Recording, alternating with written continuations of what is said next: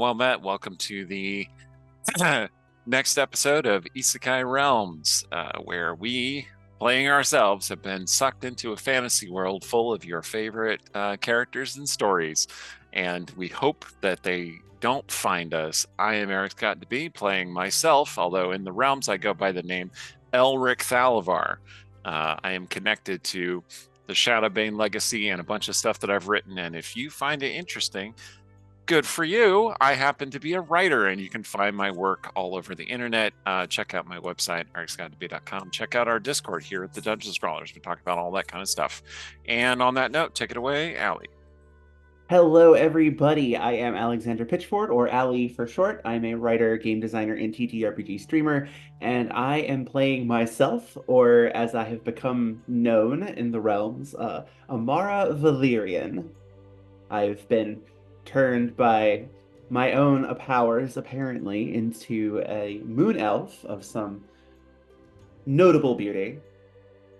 Bask in that for a moment. Uh, and today I'm also going to tell you about one of our sponsors, which is Idle Champions. Idle Champions of the Forgotten Realms is a strategy game that unites iconic Dungeons and Dragons characters from novels, campaigns, and popular shows into one epic adventure, including Farida, Havilar, and Mehen from the Brimstone Angels novels.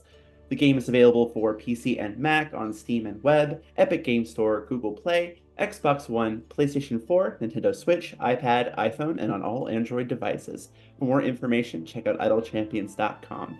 And seriously, we don't know when this is going to air, but there's usually some kind of event going on, so do check them out. The game is a lot of fun, and I think you'll enjoy it. I'm Rhiannon Held. I write urban fantasy as Rhiannon Held and space opera as RZ Held. I have two dice partners to tell you about. Norse Foundry specializes in metal dice. When you roll them, it feels like you're skillfully smashing the rigid armor of the monster horde. You can find their dice and accessories at norsefoundry.com. Phoenix Dice is named for the creature that rises from the ashes, because they use all recycled materials. You can find their dice and accessories at phoenixdice.com. Hi, I'm Randy Henderson. I'm going through my 2E Player's Handbook because we're playing 2E. And yeah, that's me.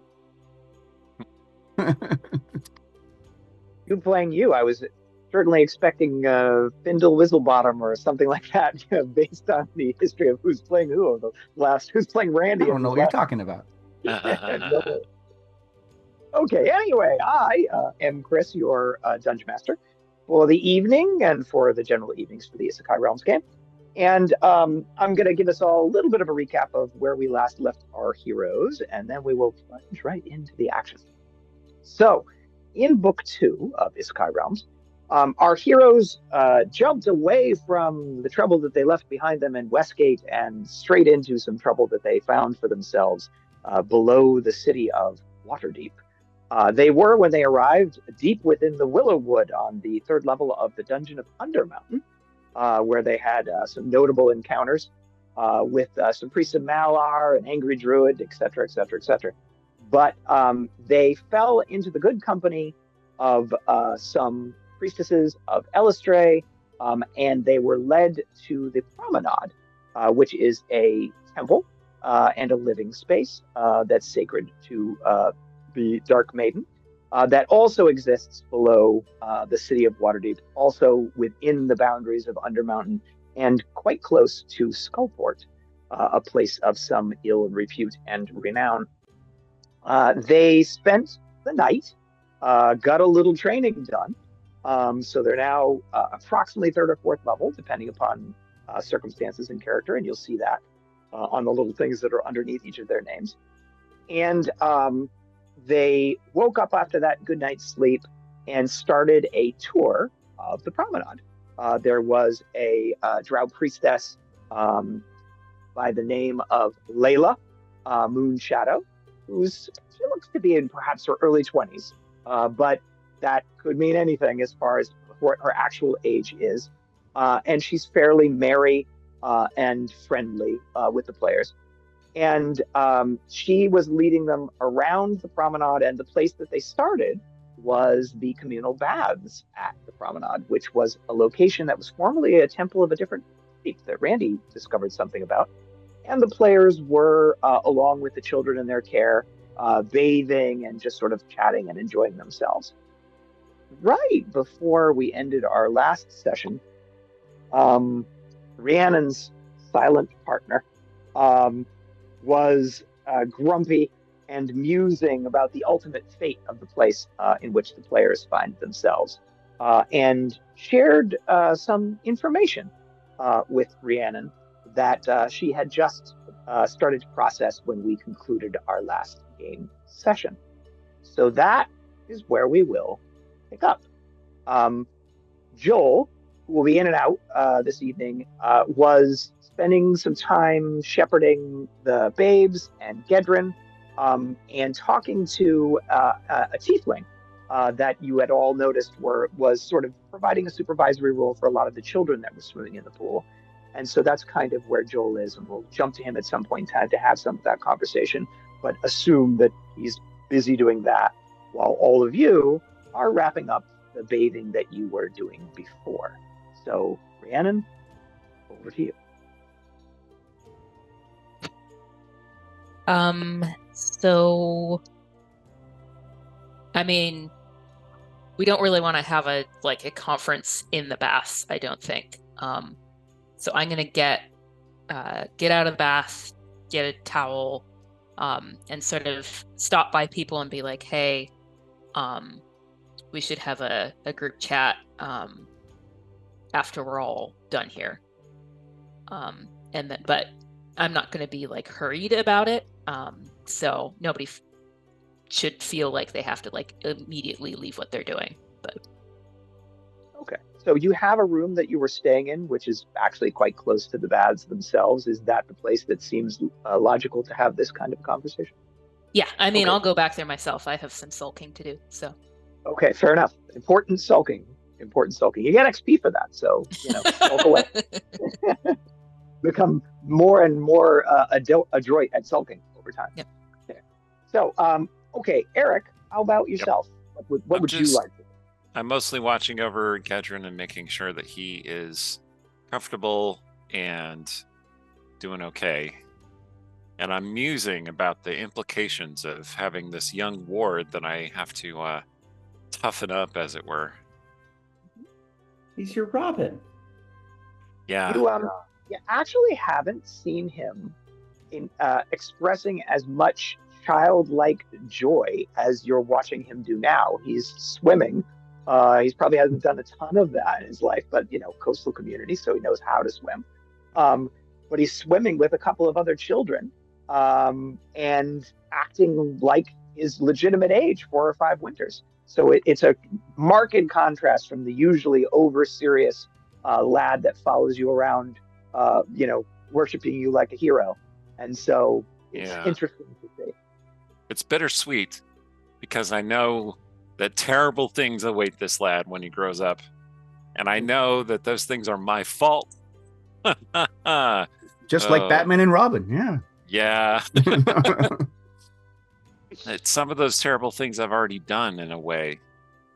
Some of them, I don't know. I mean, you kind of are why he is the way he is.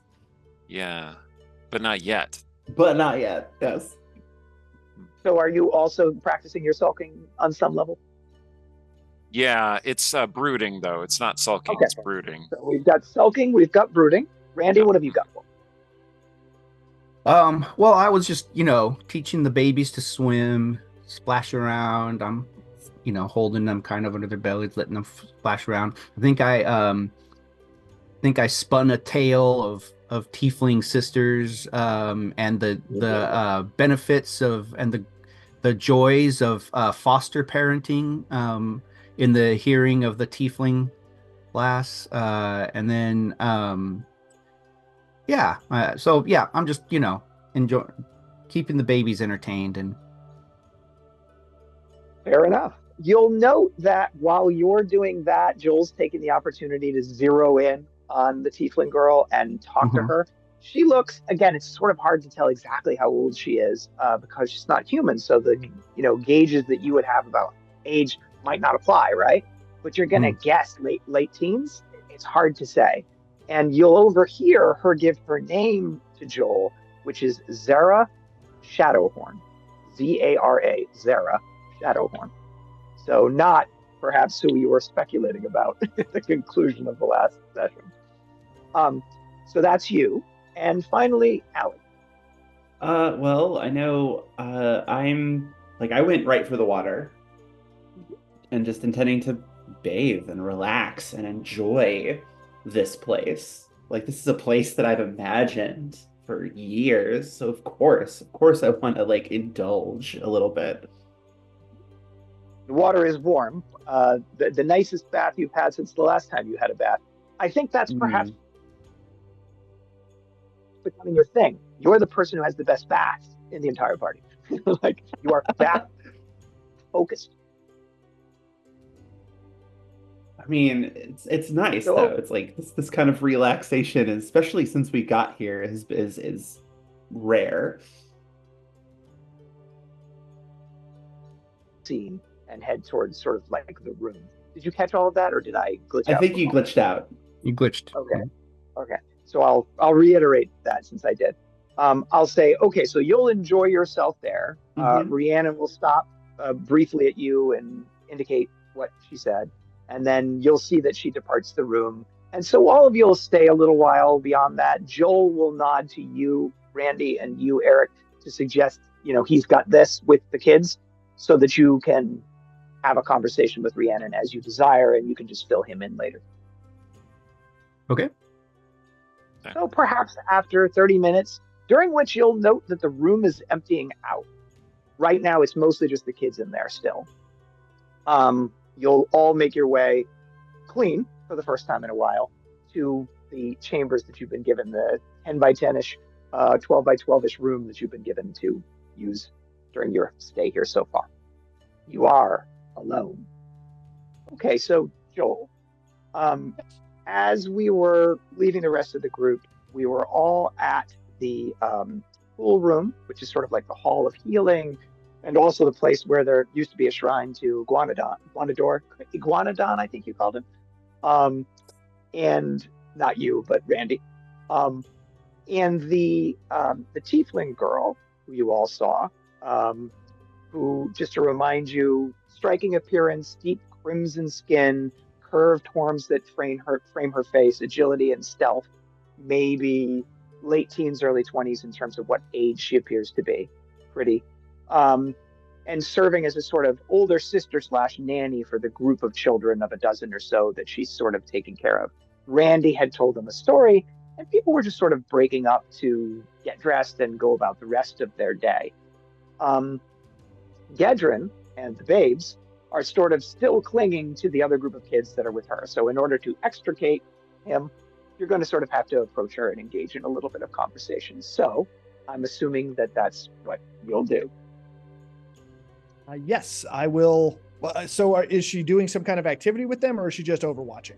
Helping them dress up, actually. Okay. Then I will. Is she working with Gedrin specifically, or? You can wait till the moment that she is. Okay. In that case, I will wait until she is assisting Gedrin. And when she does, I will walk up as if I was going to assist him as well, and then turn and say, and thank her for her help.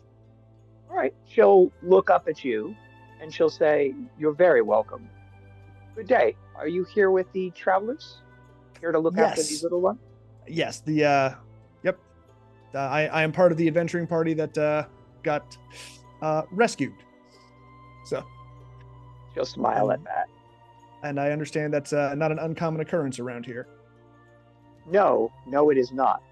Almost as if on cue, you'll notice something which you didn't pick up before, because the creature in question was fairly stealthy. And so while it must have been lurking around because it's climbing up her back to land on her shoulder at this particular moment, it was clearly staying out of sight. It's a small black and silver furred ferret that's scurrying up and sort of like landing on her shoulder as you're having the conversation. It will look at her. It will look at you. It will chitter. Well, hello, little fellow. And hold my hand out, fist closed, for him to sniff if he wants to. Okay. extending it slowly just in case he is not a You're not- fan. Okay. So you'll Yeah. do that and sort of put your hands over in his general direction. He will, as you approach, lean forward as if he's curious to sniff you. And she'll say, speaking of rescues, I found this little scamp drowning in the river about 2 days ago. No idea where he came from. Maybe the surface, maybe the willow wood. But he's a liking for candied nuts. And he does seem to brighten up the place. The children love him. And so you'll put your hand out. You will sniff it and give it a little lick. Have you given him a name yet? I didn't. Did you have one in mind? If he's not coming with me, I think that whoever he's staying with should be the one to name him. I didn't think it proper for me to select a name for him just in case he had a name of his own. Although that's fair. He's Have you a little asked him if smarter than the average ferret, but I don't know that he's that much smarter. She'll offer him what looks like a candied walnut from a little pouch at her waist, and he will greedily consume it. Gedrin, who is by now dressed, will chuckle at this, and the little scamp will leap down from her shoulder into Gedrin's hands. Gedrin will be shocked for a second, but then he'll turn over on his belly and offer it up, and Gedrin will be delighted and start petting him. She'll say, see, he seems to have a sense for when people need him. Oh. All right, now be gentle, Gedrin.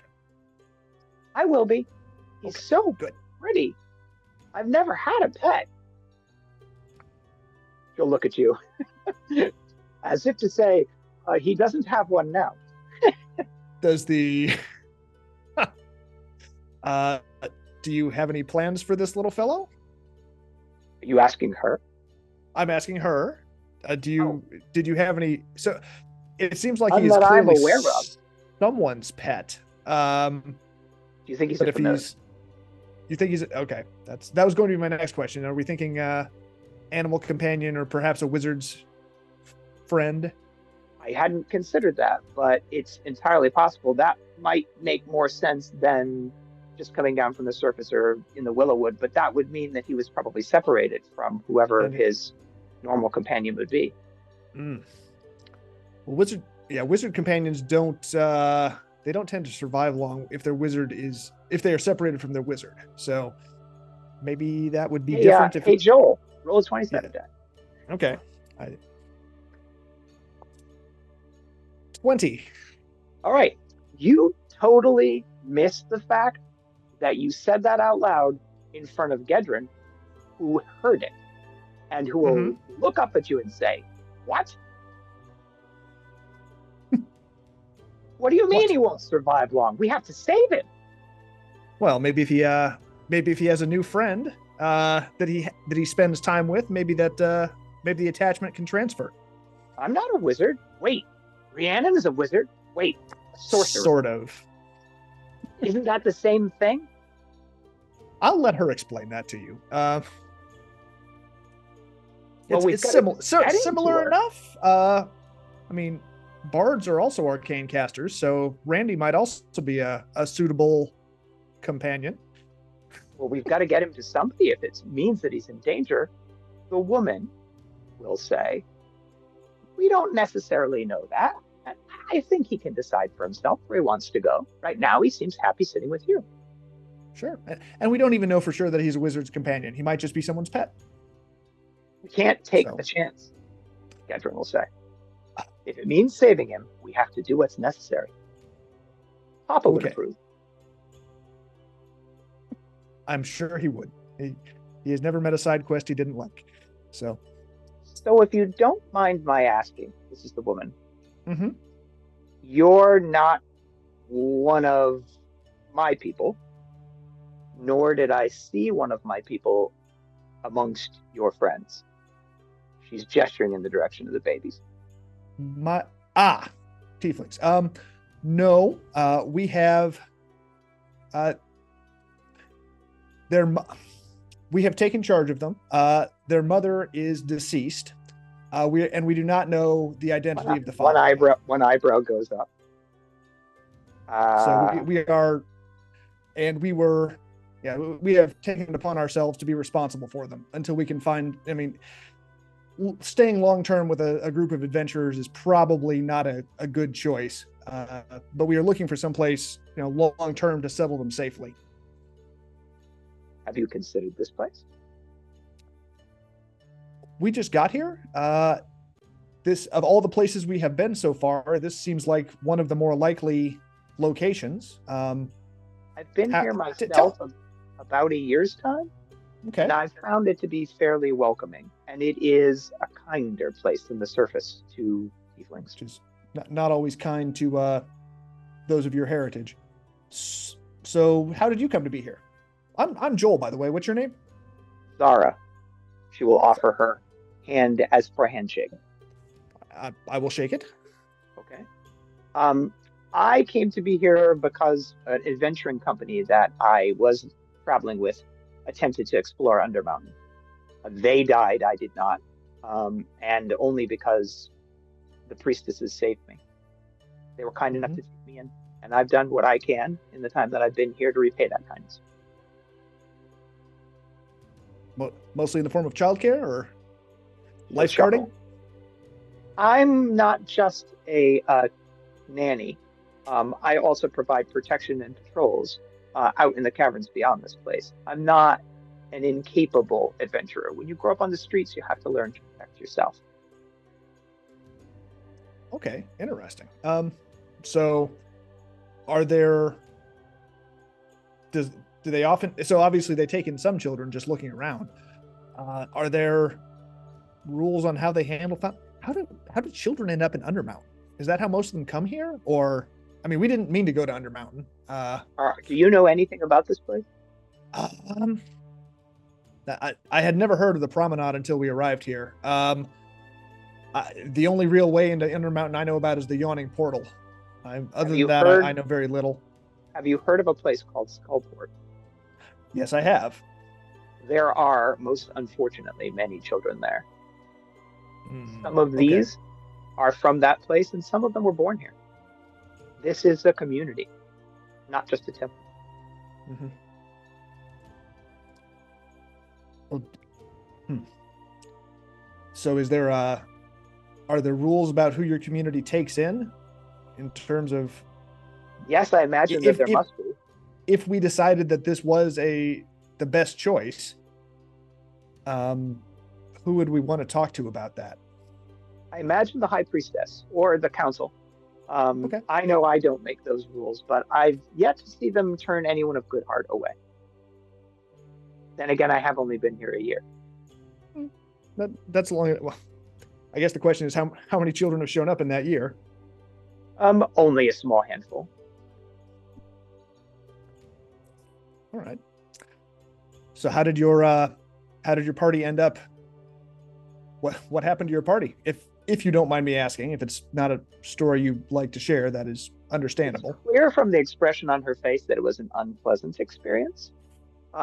She will say, I too have heard of the Yawning Portal, as did the leader of our group, and we did what adventurers who go to the Yawning Portal do, acquired ourselves a map and explored the depths of Undermountain. We greatly overestimated our capabilities and didn't get far on the first level before we were beset by mind flayers and worse. And we scattered. I stumbled through a portal and ended up near here. The rest of my friends were dying behind me as I ran. Sorry to hear that. She clearly feels some degree of responsibility for having been the only person who lived. It sounds like your group got in over their heads, which is not unusual for early adventurers. And coming into Undermountain was ambitious. And sometimes when you take big swings, sometimes it pays off, and sometimes it doesn't. Which, unfortunately, in our line of work, that often means, fatalities. I knew that our leader was young and foolish, but I was so desperate to get out of Neverwinter that I was willing to listen to the tales of glory and riches that he was telling. That, and we were lovers.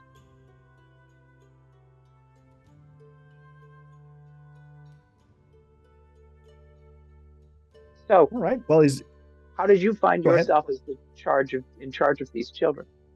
You, no offense intended here, do not appear to be the typical nanny type. no. Well, the Gedrin we rescued from a rather unpleasant group of red wizards. His father is and the tall one, yes? is Gedrin still listening? Gedrin is playing with the ferret and has wandered a few feet away because now he has a mission and he can succeed in saving the ferret, and the other children want to play with it, and so everybody has to get a turn, and everyone's got something to feed the ferret, and so it's sort of a pile on the ferret situation over there. Okay.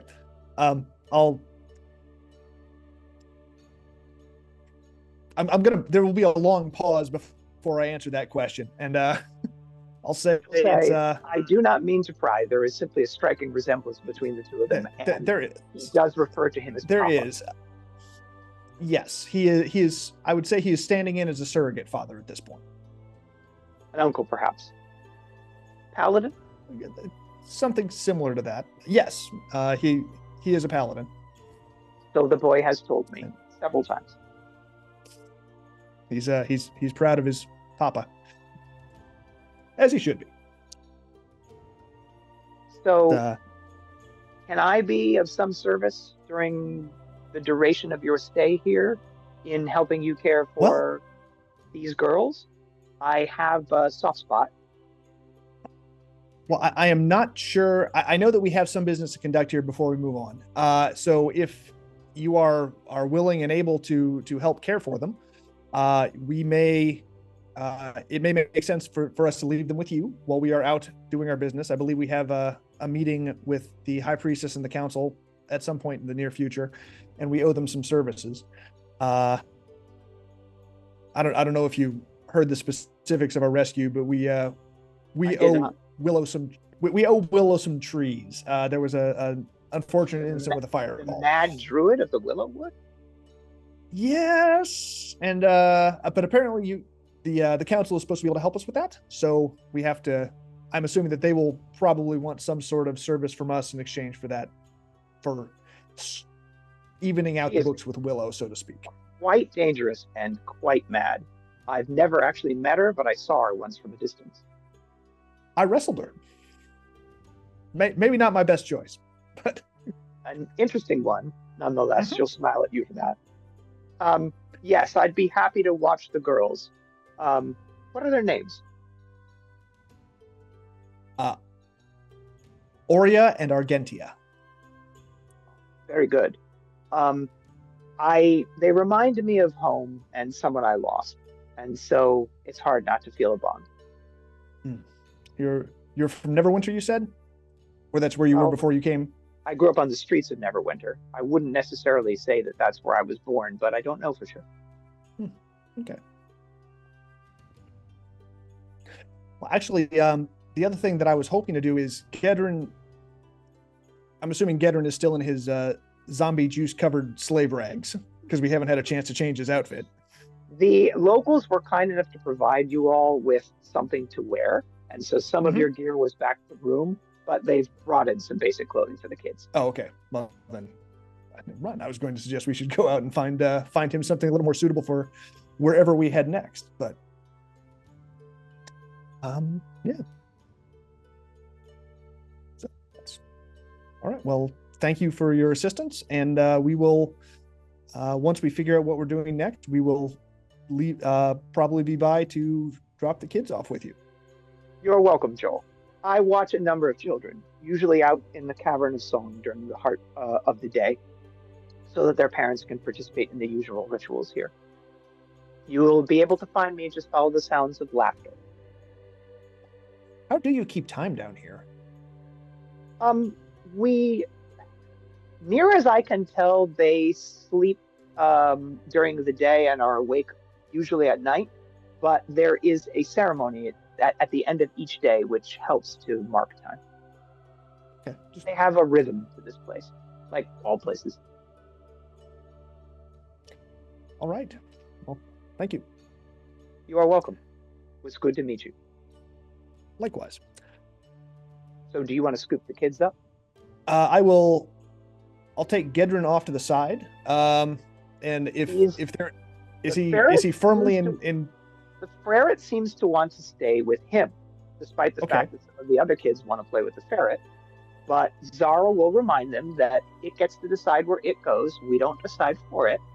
And they'll begrudgingly give up possession of the ferret to him. It's just sitting happily on his shoulder at the moment.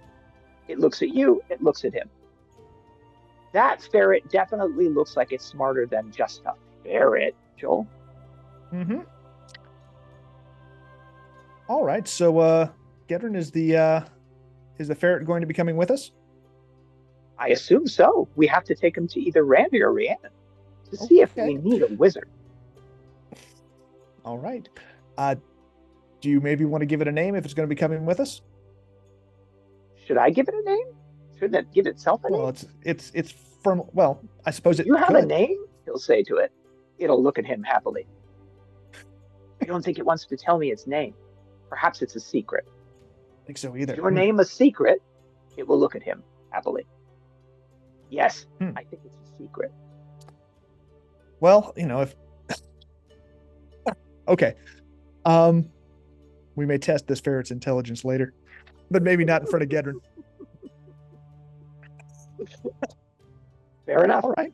All right. Well, if I can get Gedrin away, I actually would like to start doing a little training with him in terms of scouting out areas and casing locations for meetings and pointing out escape routes, and maybe get a little dagger tapping training in. Has Papa asked you to stay with me and to provide me with this training while he takes care of important business here? We'll just say yes. I mean, there are things you can learn. Will we just say yes, or will we say we'll just say yes? No, I said we'll say yes. There are things that you can learn from everybody. Even if your goal is to take after your father, mostly, there are things you can learn from everybody in the party. You may have companions with skills similar to other members in the future, and it's important to understand how they do what they do. So we can learn whatever it is you wish to teach me. All right. Well, let's start with some knife work and how to defend yourself against. Right. So you'll work with him on that particular project. The ferret will stay nearby, but hop down off his shoulder and watch the two of you as you do this business, so it's not interfering with what's going on. And so you'll spend a fair amount of time doing just that. Yep. And I would like, I would like to have a once we've been at it for a little bit, when we take a break, I want to tell him, people are going to talk to you. Different people are going to talk to you a lot about fate or destiny or duty. And I just I feel like somebody ought to tell you somewhere along the line that being Shadowbane is a choice. And if it is what you want to do, cool. I mean, good. By all means, it's a good thing Papa to do. Is Shadowbane. Why would he need me? Well, you mean when I am grown? But when you're grown, yes. No, not now. But yeah, please don't try to summon Vindicator yet. But when? Do you think I could? I don't know. Probably. I don't really understand how that works. So that might be something to talk to your father about. We'll ask him. Okay. But just I feel like somewhere along the line, somebody should tell you that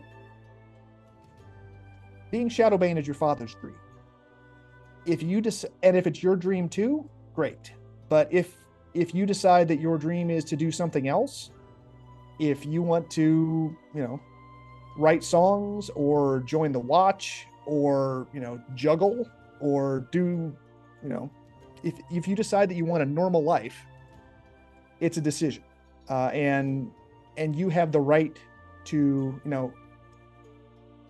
you get to make a choice. Don't let anybody tell you that your destiny or fate means that this is something you have to do. So just something to think He's about. nodding along sagely with what you're saying, although you're not sure he understands. Yeah, sagely he's what 4. you're This is a saying. lot to put on him. So He might be 5, so he's kind of in between. okay, but yeah, just But he will say, and this is I not know- something that you need to decide now. At your age, it's normal to want to be a million different things, and that's okay. So I just thought it was, put a bug in your ear, so to speak. he will say, I know this much about duty. It is the duty of the strong to protect the weak. And if I can be strong, then that is the duty that I will do. Or it should be the duty of all strong people. That's a good approach to life. I'm certainly not trying to dissuade you from anything like that. And if that is the route you choose to walk in your life, great. Then I'm sure you will be a great hero. But all right. I can only hope to be as great a hero as my father. All right. Let's get back to practicing. Okay. And so you will return to that.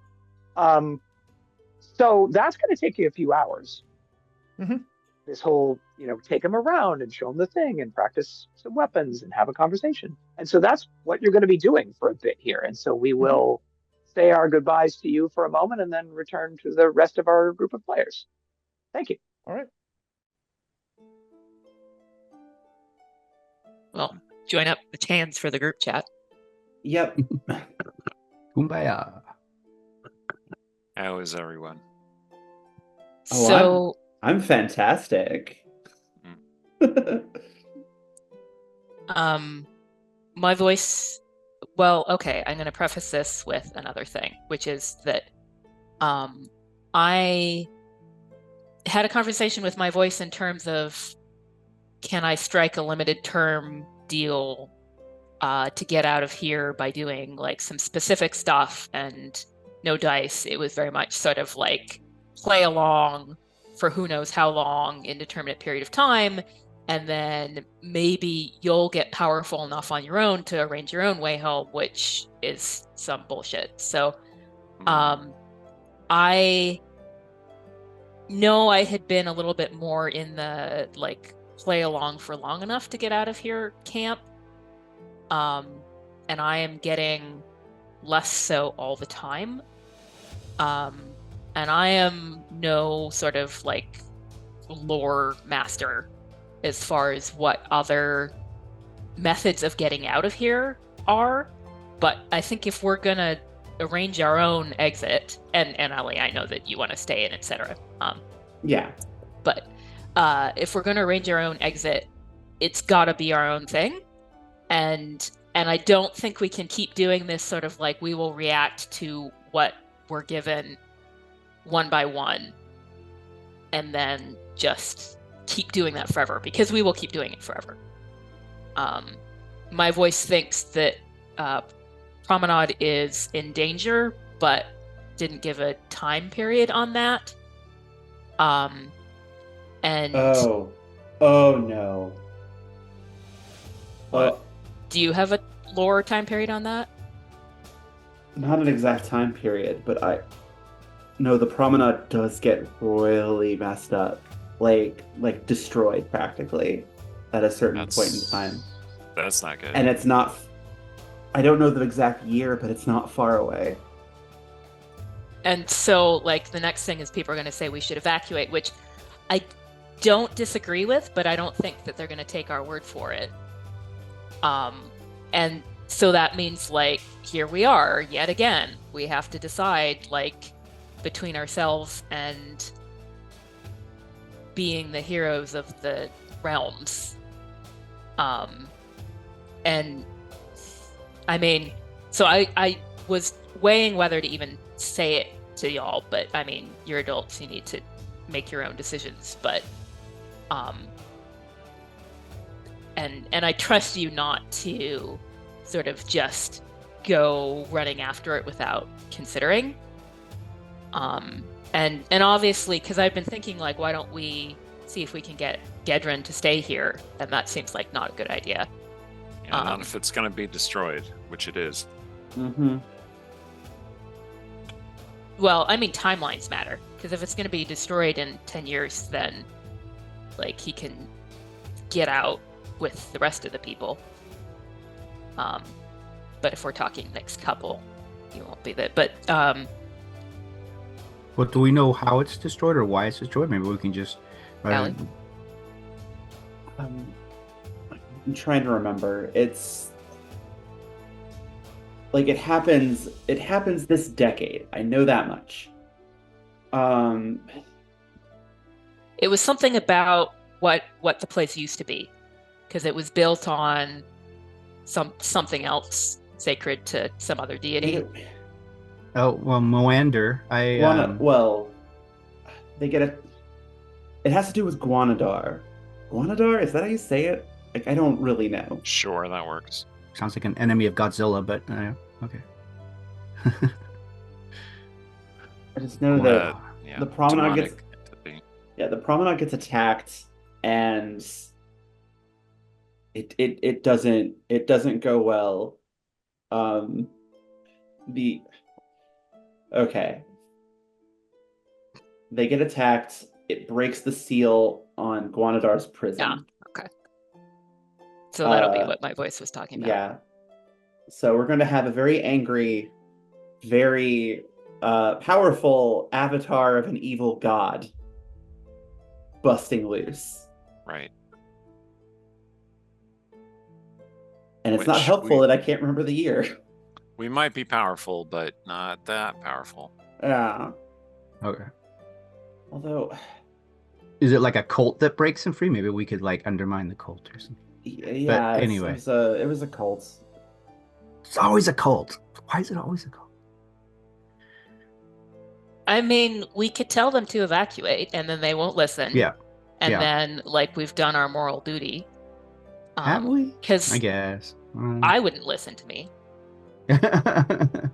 If knowing that they wouldn't listen, like, I feel like, not to get all, I don't want to dig into the ethics of it, but like, yeah, I feel like I mean, it behooves. I feel like trying to figure out some way, an effective way to aid them, rather than just saying, "Well, we did our duty, let's go."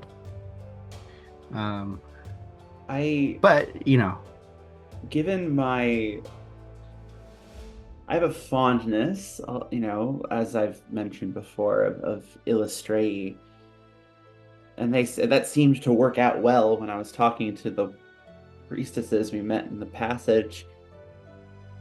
Maybe I could talk to them. It might be worth a try. Yeah. It might be worth a try. I mean, I think you're the best one to try.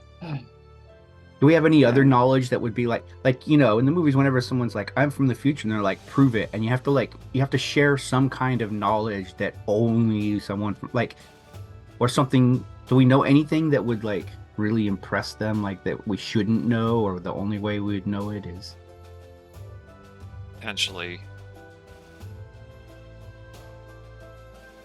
I mean, I don't have anything I can think of specifically. I know that this isn't the first time they've been attacked by a cult of Guanadar, but they've repelled the last one. every time you say Guanadar, I just kind of giggle in the corner. Sorry. Look, Yeah. Guanadar? I don't know. It's No. I'm not I believe you. The Forgotten Realms has some really great names, but yeah. Do we know what Guanadar is the god or whatever of? Oozes, slimes, and fungus. Yeah, very nasty stuff.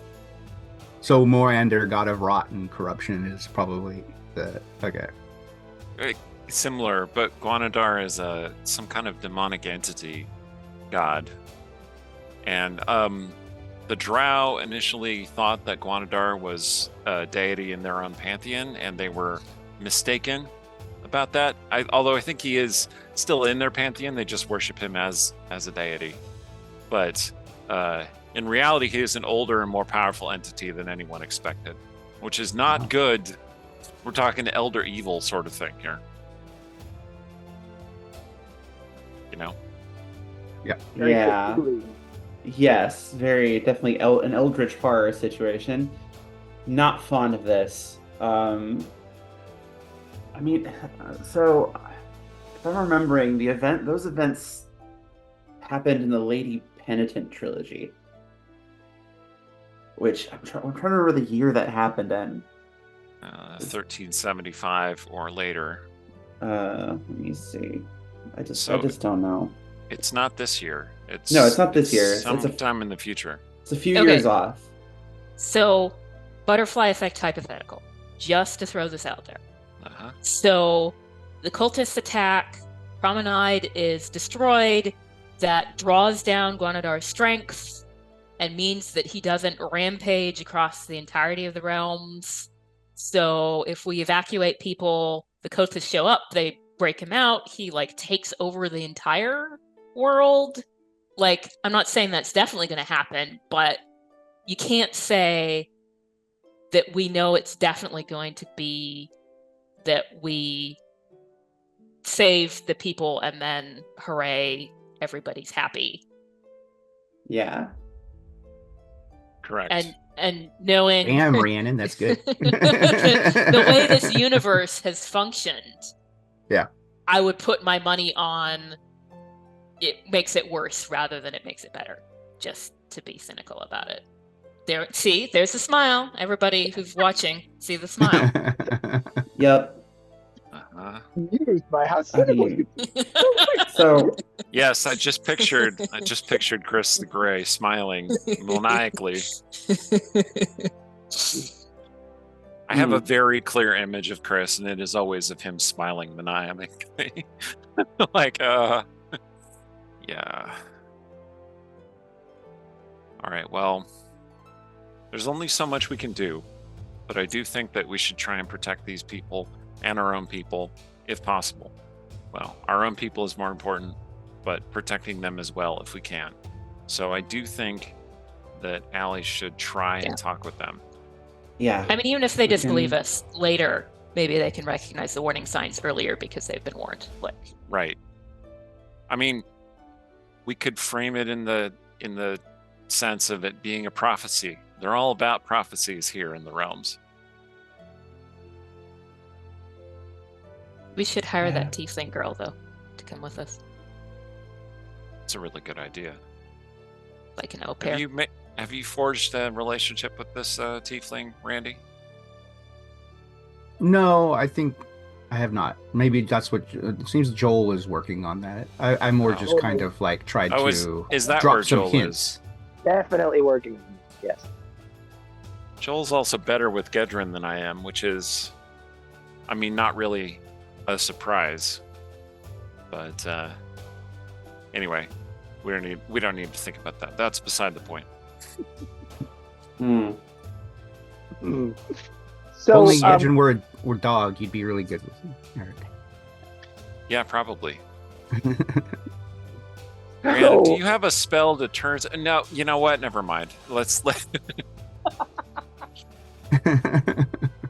so Rhiannon, Mhm. on that note, there's other things that came up end of last session, and I'm assuming you know them. So if you're not talking about them, it's because you don't want to. Well, I mean, so what my voice actually is that what you're talking about?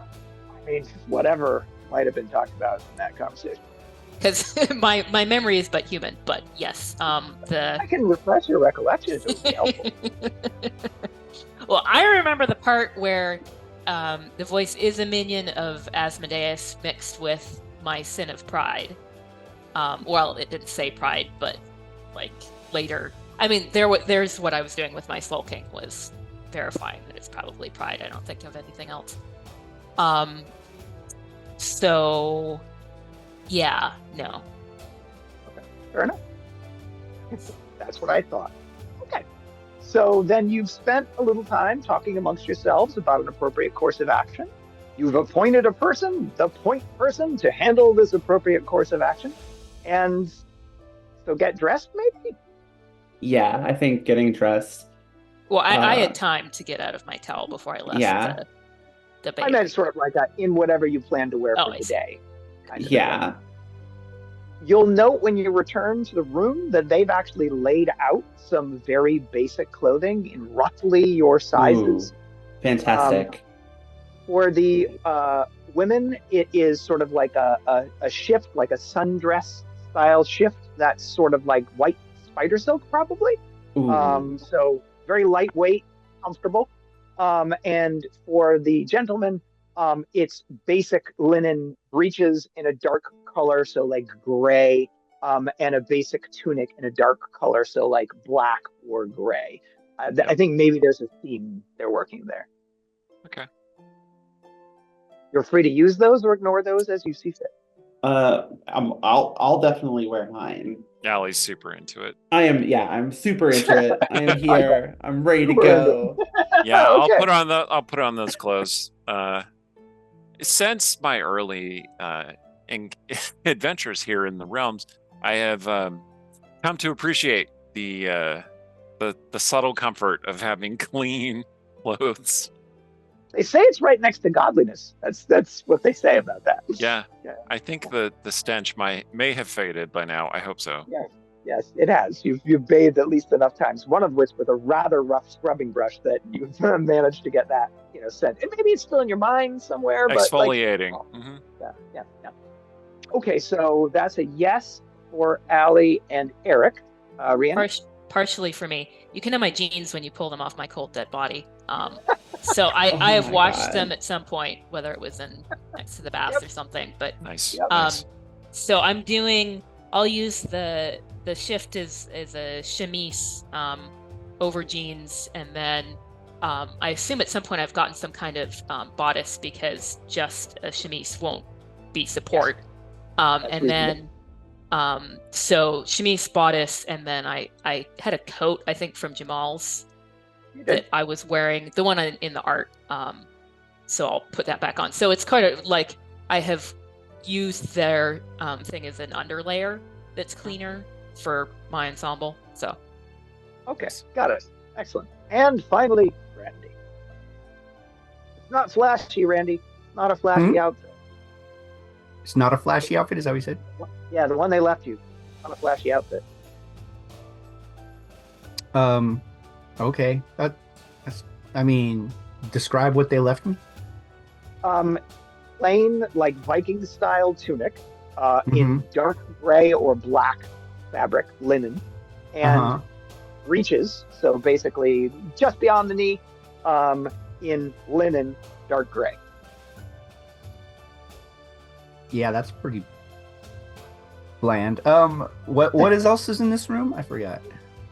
Just the stuff you guys brought with you. Oh.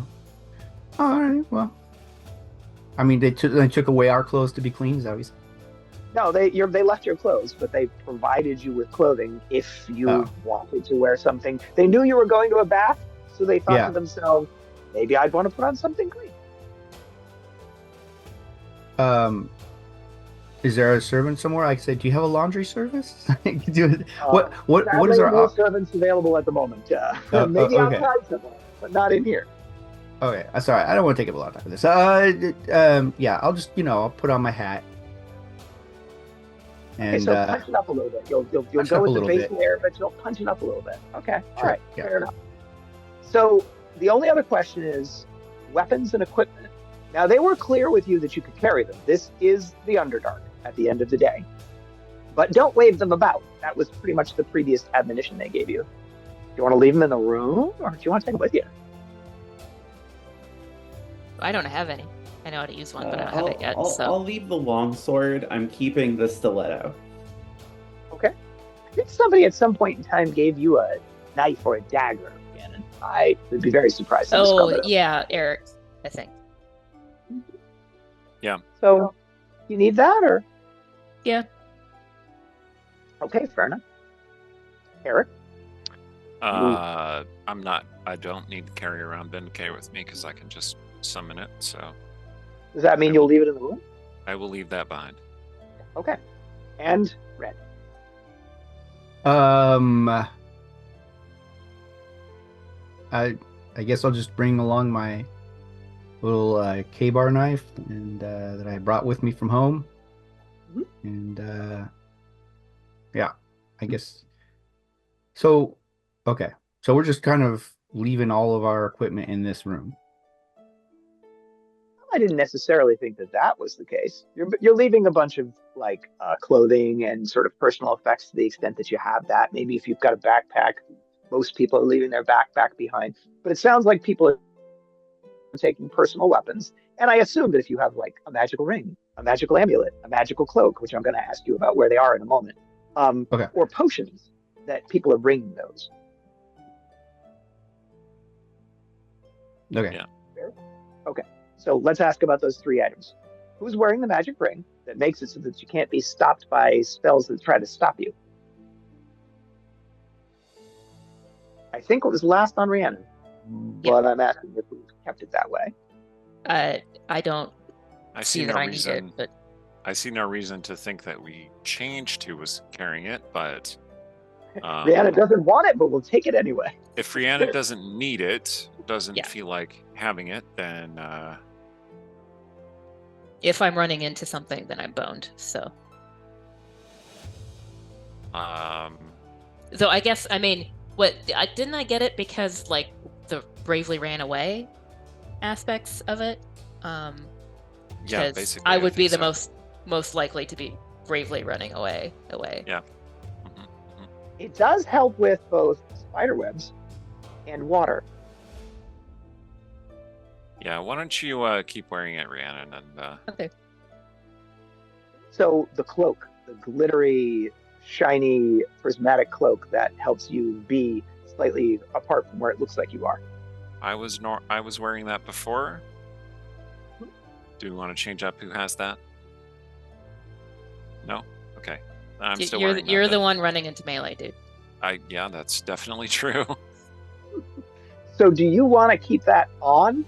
So you always have to remind yourself when navigating crowds and stuff that you're about 2 feet away from where you look like you are. So people. I have it. I'm wearing it, but it's not like covering me. It's like folded over my shoulder. So that it's not active, but Correct. can be at a moment's But notice. can be at a moment's notice. Excellent Yeah. choice. I know I still have the boots of striding and springing. And like, unless they're providing us with new footwear, I'm probably still wearing the boots. I have not done it. People tend to break in their own footwear, so Fair enough.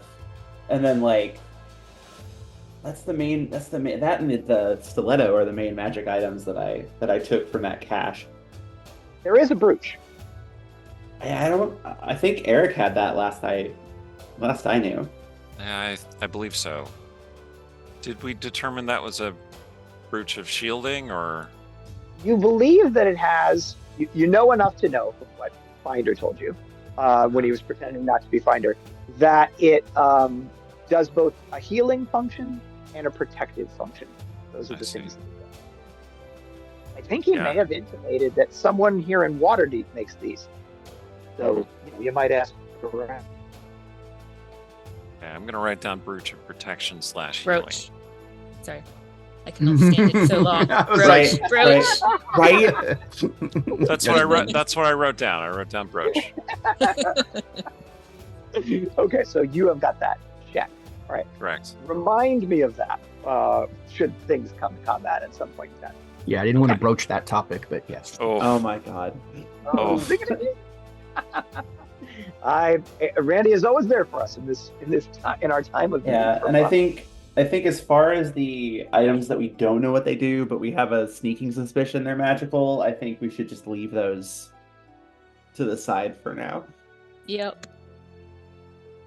But it is safe to say that you're carrying the potions that you've got. You actually have quite a Yes. number of potions. Yes. Okay. Because I picked up 3 potions off of that guy, and then I have what was that? What else do I have? Got a potion of healing. That's all I have, is 3 potions that we don't know what they do off of that guy, and then the potion of healing. You've got potions of healing. You've got potions of flying. You've got potions of, you don't even know what they do, but they're all kinds of potions. I bet you somebody here might be able to figure that out. Anyway, okay. So you're ready to go. Where do you go? Well, Allie needs to, Yeah, I need to go speak to someone in a leadership position. I imagine I would probably seek out one, I can't remember their names, but one of the drow that brought us here. It has been a while since we played, so Yes, they're the drow warrior slash priestess who was among the commanders in the guard here. One moment, please. Remember, I told you too many notes. Isekai, the Hand of the Protectors, was the head of the patrol that brought you here. She's the highest ranking person you know so far. All right, perfect. I will try to find her then. So you'll open the door back out to the hallway, and discreetly lurking, waiting for you all to emerge from that room, is the drow priestess that has been assigned to guide you around, and that's Layla. So she finished whatever she was doing with Joel at the baths, and here she is, waiting on all of you since she knows you went into that room. She wasn't, with a cup up against the door or anything like that, just sort of discreetly lounging across the hallway at a reasonable distance, waiting for you to inevitably emerge. And here you have inevitably emerged. Oh, I didn't expect anyone to be standing there. Apologies. I was simply waiting to continue our tour. Yes, certainly. There is a matter I wish to discuss with, and I use the correct name in character. I'm still playing Ildreen. There's a matter I'd like to discuss with Ildreen or someone in charge here. There's a matter of some import. Well, as it turns out, as we stand here, the Maiden's Council is underway. Ah, excellent. I can take you to it. That was where we were going to go, the Cavern of Song. Yes, please. Your fellow, Joel, has preceded us there. He is in the company of Zara, and they're with a group of children. He seems a kind-hearted sort. Is he a father? I believe so. Yeah. That would explain why he gets on so well with the children. Please, did you like what we left for you to wear? She's gesturing at those of you who have put it on. Oh, absolutely. Very, very good quality. Thank you. it's very comfortable. Thank you. It's spider's silk. Have you ever worn a spider silk garment before? I have not. Never. Well, you'll the find bee's knees. The spider's pajamas are the bee's knees. I've heard of them, and it matches my expectations. Exceeds them even. I'm very pleased. Please follow me, and I will lead you to the Cavern of Song. So, if you'll do that, you'll fall in behind me, and she will lead you. At some point in time, I'm going to give you a map of this place, but you haven't been here long enough to actually know it well enough to be able to see the whole map. So in the interim, I'm going to just sort of describe the way that you go as you're going along here. So you'll leave the chamber that you're at, pass north through a couple of doors. On your left is the pools / former Temple of Moander, perhaps future Temple of Finder, who knows. That'll take you to a door on your right, which leads you into a room. You've been through this room before. It's sort of like a defensive chamber. That should lead you north into sort of like a maze of corridors. You'll head in that direction, enter into that maze of corridors. You'll stay along the north wall, just sort of passing hallway after hallway after hallway to the south. There are a total of 5 of them. You will take a left as the hallway across ends, leading you to the hallway to the south. You've gone a couple hundred feet at this point in time. You'll follow that hallway to a turn that again leads you south. And as you do that, your ears will pick up in the distance. Sounds almost like a sonorous chant or something that's going on someplace within this cavern, right? And it's amplified by the natural acoustics of the place. So it's got kind of like a little bit of an eerie quality to it. But it's sort of like wafting on the air in here.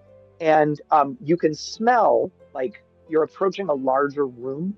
And so you can smell what is a large chamber where there's clearly some agriculture underway of some kind or another. And somewhere around here, there's a river. So there's sort of all the smells of that you're picking up as you're headed south. I Going smell what you're south. laying down. Yes, thank you. Thank you very much. As you're headed south, you'll note that really 60 feet or so away to your, again, I guess it's right if you're headed south, but like left if you're looking at a map, is a natural cavern opening that leads into a much larger cavern that might lead again into an even larger cavern. She's taking you in that direction. I assume you're just politely following a few feet behind her. Is that fair? Yes. Since there's probably a low chance that you'll be jumped, I'm not going to ask you about a marching order, so we're just going to proceed along. You'll go that 60. Yep. I mean, I touch their hands and like just be like, "Goat!" No one can see. Like when we hear the sonorous chanting, I'll just Okay, go ahead. private message them. Would you like to privately message? Whoever's next in line behind me, I'll just touch them and be like, "Cult!" when we hear that. He suspects all rhythmic chanting is cult related. Okay, so keep your eyes peeled. Yeah. I mean, that's safest. Yeah, I suppose one can come to those conclusions. Okay, so you'll follow into this natural hewn chamber whose walls are very smooth, almost as if they've been made smooth by the passage of hands over a very long period of time. It's dark stone, gray and black. And the chamber, as opposed to the hallway, which was about a uniform 10 feet tall of gray stone, that looked very hewn. This is, natural that was converted, and it's a darker stone than that. You'll follow it, noise and sound and smell amplifying as you head south for perhaps another 100 feet as it's opening up ahead of you. It's about 15 feet, 20 feet wide at its widest, 15, 20 feet tall at its widest. And then you'll step forth into an enormous underground chamber. It's like a cathedral at the heart of this place. And it is breathtakingly beautiful. I'll give you a little bit more of a description of it in a moment. But it opens up from where you are at about 20 feet wide and reaches out to over 100 feet wide, over 100 feet tall, and hundreds of feet long. In the center of it, there is a vast, well, maybe not vast, but 100 plus group of people. A sort of cleared out area in the middle where there is about a dozen or 2 dozen individuals seated sort of on the ground in, I guess, a council. And then all manner of people, all mix of races and genders sitting sort of around them, just observing the council underway. This is the Chamber of Song. And the Tavern of Song, terribly sorry. It's a natural cathedral carved from the earth itself. Rising tall, its walls shimmering with mineral deposits that catch the light, creating a celestial ambiance. Bioluminescent fungi and carefully placed glow globes cast a soft, otherworldly light, while the floor is blanketed with a soft, mossy verdure that cushions the feet and enhances the acoustics, allowing music to fill the air with a clarity that resonates deep. So that was a chant, probably something that was designed to open the council or at certain breaks in the council. And you'll be able to approach the group because they're all enmeshed in conversation with one another without really much disturbance. People are paying you little mind as you're making your way towards the center of the chamber. Does someone want to do anything in particular as you are approaching this council? I know that Amara, I will be particularly respectful and solemn, like not solemn, but just respectful as we approach. Okay. And anyone else? I will bow respectfully, and I would like to Nope, never mind. I'm just going to bow respectfully and just do my best to be unassuming and respectful. Despite your desire not to fade into the background? Right. Okay, fair enough. Randy, anything in particular? Again, you're moving. It's sort of like a concert. Think of it as like a concert, with the performance is the council in the center, and then there's a bunch of people just enjoying the performance. So you're sort of moving up and picking a bit of mossy verdure to sit on the ground and observe the proceedings. So Are they do you chanting still, or are they? No, that was just something okay. they did. Gotcha. Yeah, no, I'll just, smile, nod, wink if they're cute. Sure. Fair enough. Okay. Rhiannon, anything in particular from you? Nope. You'll notice your voice has been pretty quiet. It's been a while since it's had anything to say. Maybe it thinks it left you with a lot to chew on. Okay. So, you'll sort of take a seat as the council's underway. It's being led by again, age, very difficult to gauge when you're dealing with drow, but this woman looks, if she was human, like she might be in her late 50s. So, that could mean she's fairly old in terms of like an elf, right? And she is she's dressed in gear that clearly indicates to you that she's a priestess of some reasonable rank, right, within the church. At the center of that group is 24 priestesses, most of whom are bearing silver swords. You saw one of those on Eilistraee. That's those singing swords that are sacred to Eilistraee. You can see they're just sort of riding their hips with comfort. So there is the largest collection of those that you can probably find within 3,000 leagues of this particular place, right here, right now. About of the 24 priests and priestesses, about 75%, 3 and 4, are women. So there are a few male priests, but predominantly female-led faith. There are, as I said, about 100 layfolk of all races sort of sitting around watching the conversation unfold, and even to some degree participating in it as it goes. They're talking about what to you seems like, and they're using common to do it so everyone can understand what's being said. Daily business. This must be sort of the morning meeting where we talk about the things that happened yesterday or the things that we have planned for today. And if anyone has news or a topic that they want to broach, this seems to be the opportunity to do that. If you kind of want to wait for a moment to put your hand in the air. Yeah, I think Amara will. I will lift my hand and kind of just to catch attention, just to note that I have something I would like to say. Okay. You'll see that when you do that, at the conclusion of one of the commentary subjects that's going around, that we'll call her a high priestess, but we don't know that that's necessarily true, will nod and sort of give you a moment, and she'll look at the group of you. One of the other priestesses standing near her, Eilistraee, will sort of nod at her, and she'll smile back in your general direction. Everybody roll a 20-sided die. Of course, a die roll of 9. Okay, 9. Andy? 10 for Mary?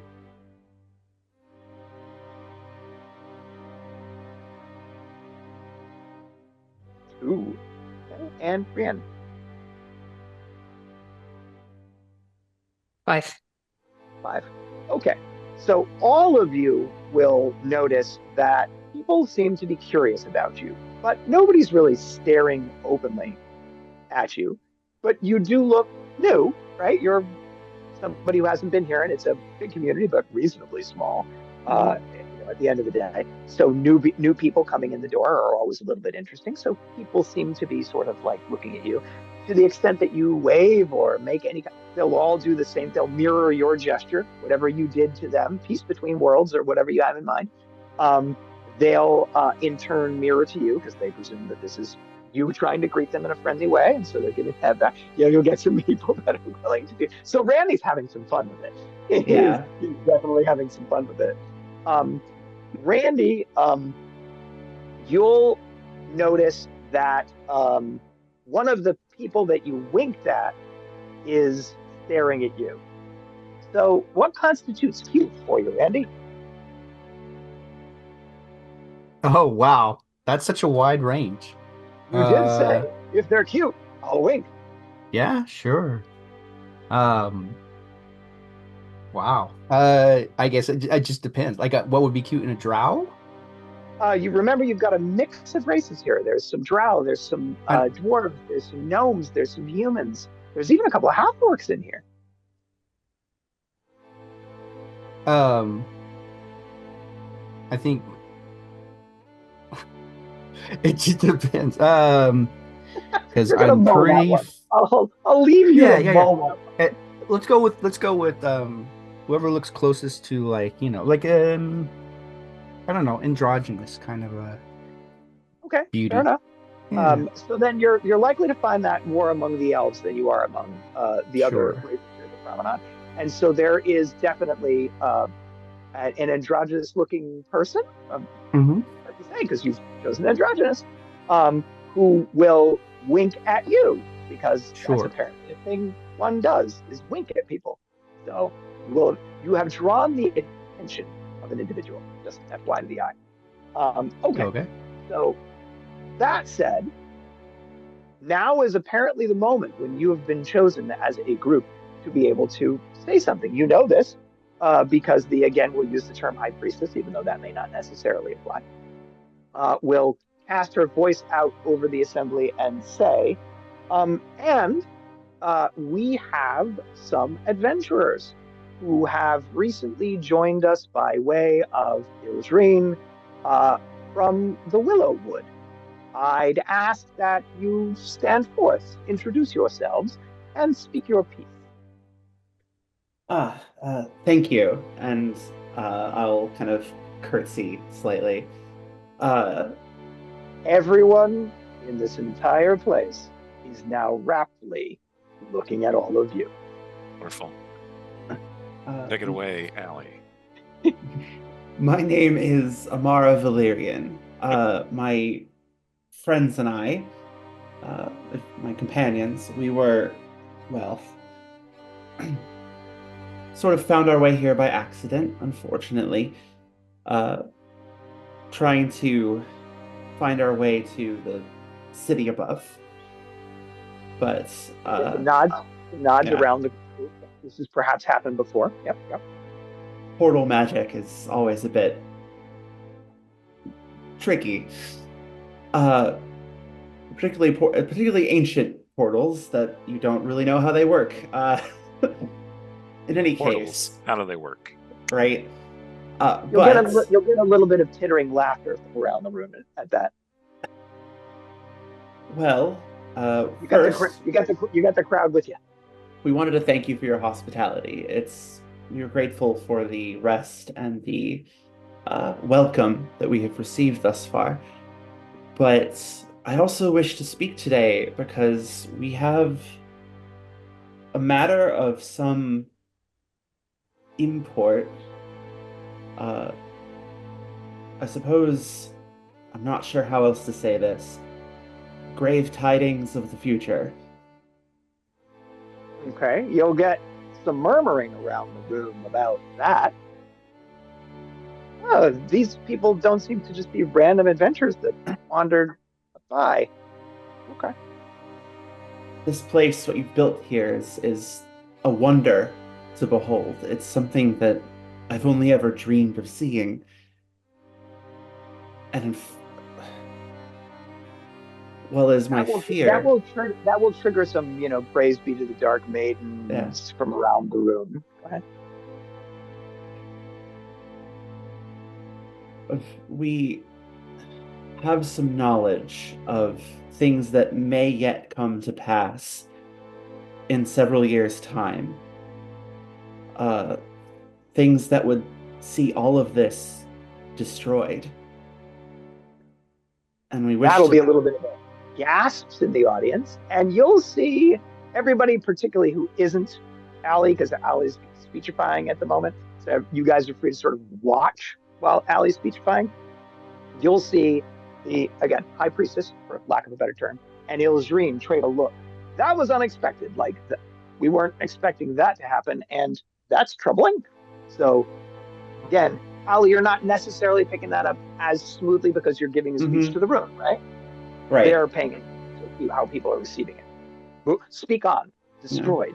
We know how important this place is, both as a holy place of the Dark Maiden and the other reasons why it's important.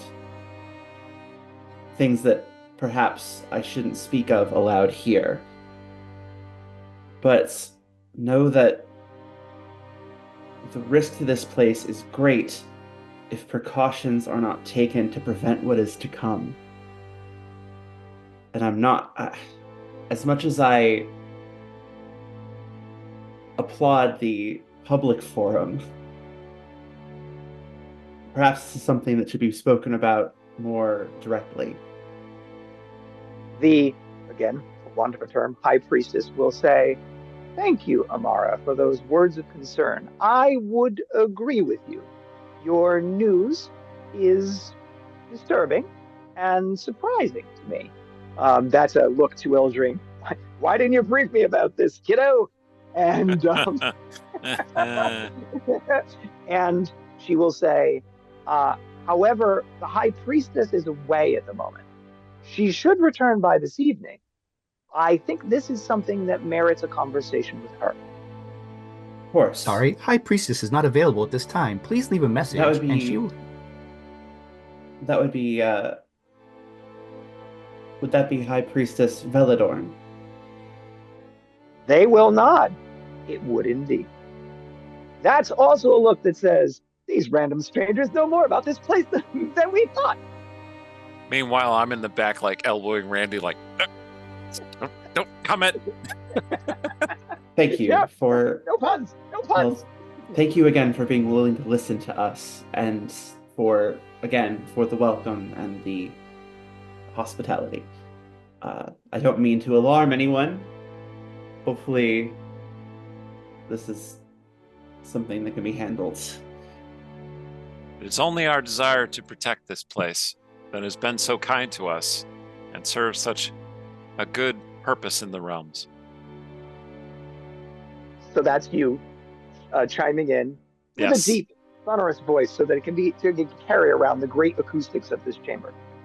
It is the will of Helm, god of guardians, to protect those of good heart and stout spirit. Okay, you'll get some nods at that. A couple of the dwarves in particular towards the back will make a positive comment about Helm, god of guardians. Rhiannon, this was an indication that your quiet voice has become unquiet. It'll sigh. Well, this is starting off more or less as I expected. When will you ever take the lead with all of these people?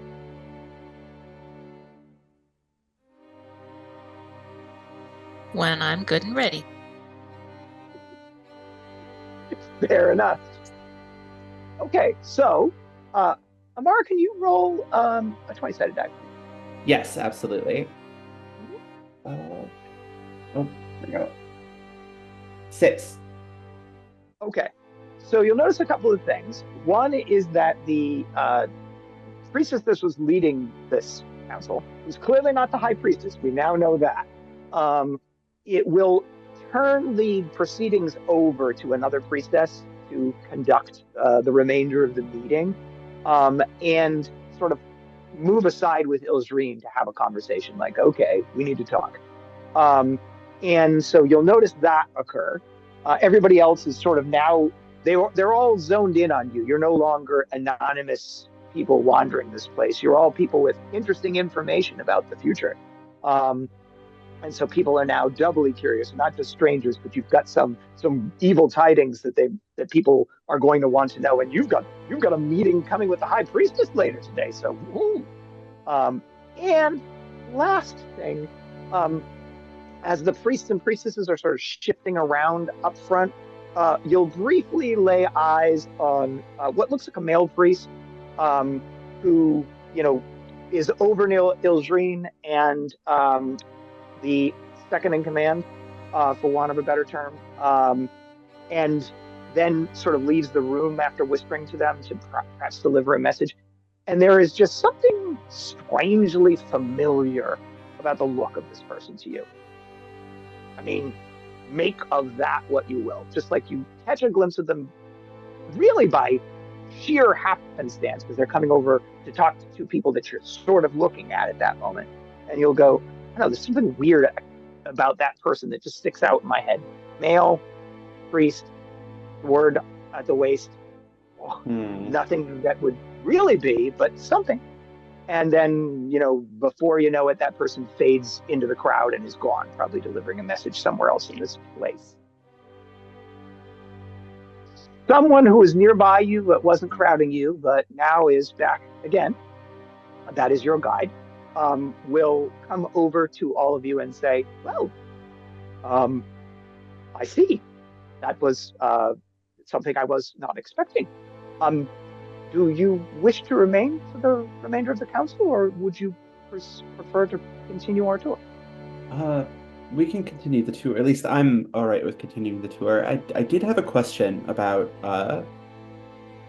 well, I know that I would like to see, while we're here, about the potential of trading for some equipment and supplies, perhaps. I know that, well, the weapons I have with me are not ones I am most skilled with, and I would like to see about perhaps, if you have anything available, acquiring something a little more to my taste. We actually have a number of blacksmiths here, including a very talented dwarven blacksmith, Borin Axehandle, who you happy to introduce you to a little later in the morning. Of course. Thank you. Excellent. So then come with me. Is that everyone? We're all getting up from the undertaking and moving on, or does anyone want to hear the rest of the day's gossip at the rest of the council? No. Okay. Happy to move on. All right. Happy to move on indeed. All right. So you'll be taken to the southern. Oh, go ahead. Yes, Alex. Amara will also ask if there's someone present that would be able to help them identify the nature of several magical items that have come into their possession. Yes, we have a few wizards hereabouts at the moment. Okay, sweet. All right. Carry on. Eilistraee mentioned when we first came here that there was a wizard I might wish to speak to. Obviously, you don't know her mind, but I wondered if if someone jumps to mind for you, that would be who she meant. There is a human wizard hereabouts. We also have a gnomish illusionist, who either of those seem more or less likely to be people that you're interested in talking to. I would presume the human wizard. I mean, I'm looking at other people if anybody else sort of has a sense, but... I will be happy to make it my business to track him down later today and introduce you to him as well. Thank you. You're welcome. So please follow me, and you will resume your tour. You're headed basically into the southern half of the Cavern of Song. You came through the northern half. The council is taking place in the center of the Cavern of Song. And then there is the whole southern half of the Cavern of Song, which is actually probably 60% of the entire size of the cavern, occurs to the south of the center of the cavern itself. And there are a couple of things of interest here. There are sort of practice fields that are used for either weapons practice or song and dance practice, something very popular amongst Eilistraee's faithful. There are a number of exits from this chamber, most of which are in the southern half of the room. One to the left, one to the right, and one very large one to the sort of south of the room. And as you're coming down, being sort of led, and she's sort of describing things to you as you go, you'll see that there is a recessed alcove on which there is a mound of rubble. Sitting atop that mound of rubble is the base to a statue and an enormous 12-foot tall statue of a naked drow female elf bearing a sword raised high in the air. It's clearly one of those singing swords. The sword itself isn't, but it's a statue made of obsidian. That's what the statue's made of. So it's a little bit shiny of that sword with hair flowing free. This thing is a equal in craftsmanship to something that Michelangelo might be able to put together. So, if you've ever seen the David or something like that, this looks just as good, but it's 12 feet tall and composed of obsidian. Amara is going to slow as we get near that thing, and she's going to, she's in awe. Very much in awe of this. There's a little bit... Okay, go ahead. Yes. Well, I mean, I want to look to not be disrespectful, but I do want to look at sort of like a tiny corner of it. So it's more about the craft marks on it than staring at the statue itself, because I'm curious about how it was crafted. But I don't want to look like I'm sort of coming up to her ankle and staring at it in a weird way. So all right, noted. Gentlemen, anything from either of the two of you other than just looking at this thing? I wanted to just kind of brush Rhiannon and Randy's hands with my hands to communicate. Statue of Eilistraee, goddess. Just to make sure you knew that. I assume you've figured that out, but I just letting you know, making sure. No, thank you. So now you know that. I think Allie already probably knew that. And Allie definitely already knew that. As you're staring at the majesty of this statue, it's gorgeous and it's enormous and it's wow. You feel almost a moment of reverence over the experience of being in the presence of this thing. It's way ahead of clearly a holy object. It's not just a statue. Right. And so, Rhiannon, back over to you. I have objections. I have objections. The only way to get close to it, right, would be to mount the mound and the base. And so if you're really looking for okay, so where are the chisel marks to get an ankle, to get a view of that, you have to get closer to it or have some means of, enhancing your vision that would allow you to get a better look. So is there a little telescope cantrip? Is there a little telescope cantrip? I'm going to say yes for our purposes, because I don't want to get up and go look at my book. And so you can, for a moment, for a minute's time, sort of by putting your fingers together like this, maybe, right? And sort of turning them while whistling something, get your vision to expand maybe 2 or 4 times, such that you can get as if you were getting close to the foot of the thing. Fair? Okay. Yes, because the thing with obsidian is that it's glass and you can't chisel glass. I mean, you can, but it's etched. So if this is shiny and not etched, then that's weird. And so and you can't really pour obsidian either, because it's not regular glass that you melt it down. Well, you don't melt down regular glass, you make it into kind of sand and then remelt it. So in modern times you do have cut glass, and so you have sort of, if you go online, there are cut glass obsidian little ornaments or whatever, but that's with modern tools. And so the Michelangelo level of technology, it should not be shiny, it should be all etched kind of thing. So I'm weirded out by it. Okay. So, in observing it closely, please roll a 20-sided die. 1. Okay. You'll note that you see no evidence of craftsmanship on this thing whatsoever. That leads that this was made with magic. That someone with the power to do so probably took the raw element and using magic to transform and melt and whatever it, just put it into the shape of this thing, and then it congealed into that shape, almost as if it were made with a mold, right? And so, wow, that must have been a very powerful person. I think Amara's like tearing up a little bit. All right, I'm actually curious about that, so I'll come back to you about it in a moment. Let me snark first. So beautiful, isn't she? I mean, to make it was clearly a feat of power. Certainly. The irony is that the pit lies directly beneath it.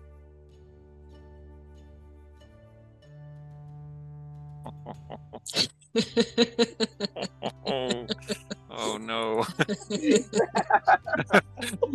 So moving back over to you, Alex. Yes. So you find yourself having a legitimate, like, emotional experience looking up at this thing. Again, if you've thought to yourself when you talked about, like, if I ever went to the realms, what were the things that I would do? Where would I go? What would I, whatever? This is probably one of them, right? Top tier. So high up on the list. And here you are standing before it. Mm-hmm. Like even like sitting here, while we play this, like I've been putting myself, in this version of B's shoes, and I felt myself getting kind of that emotional move, and I'm like legit got like little tears in my eyes. So yeah, like Amara is moved. She's staring up at a statue of a deity that, to all her previous knowledge, was fictional, but yet meant a lot, has always meant a lot to me as a character and as an entity in this setting. So being here in this place, seeing this statue, it's just kind of all like clicking, and she's moved. And this is what I love about play yourself games, by the way. Exactly this. You'll notice you're, focused almost entirely on the statue, having your moment. But somewhere along the line, Layla has gotten close to you, and she will just graze her bare elbow against yours.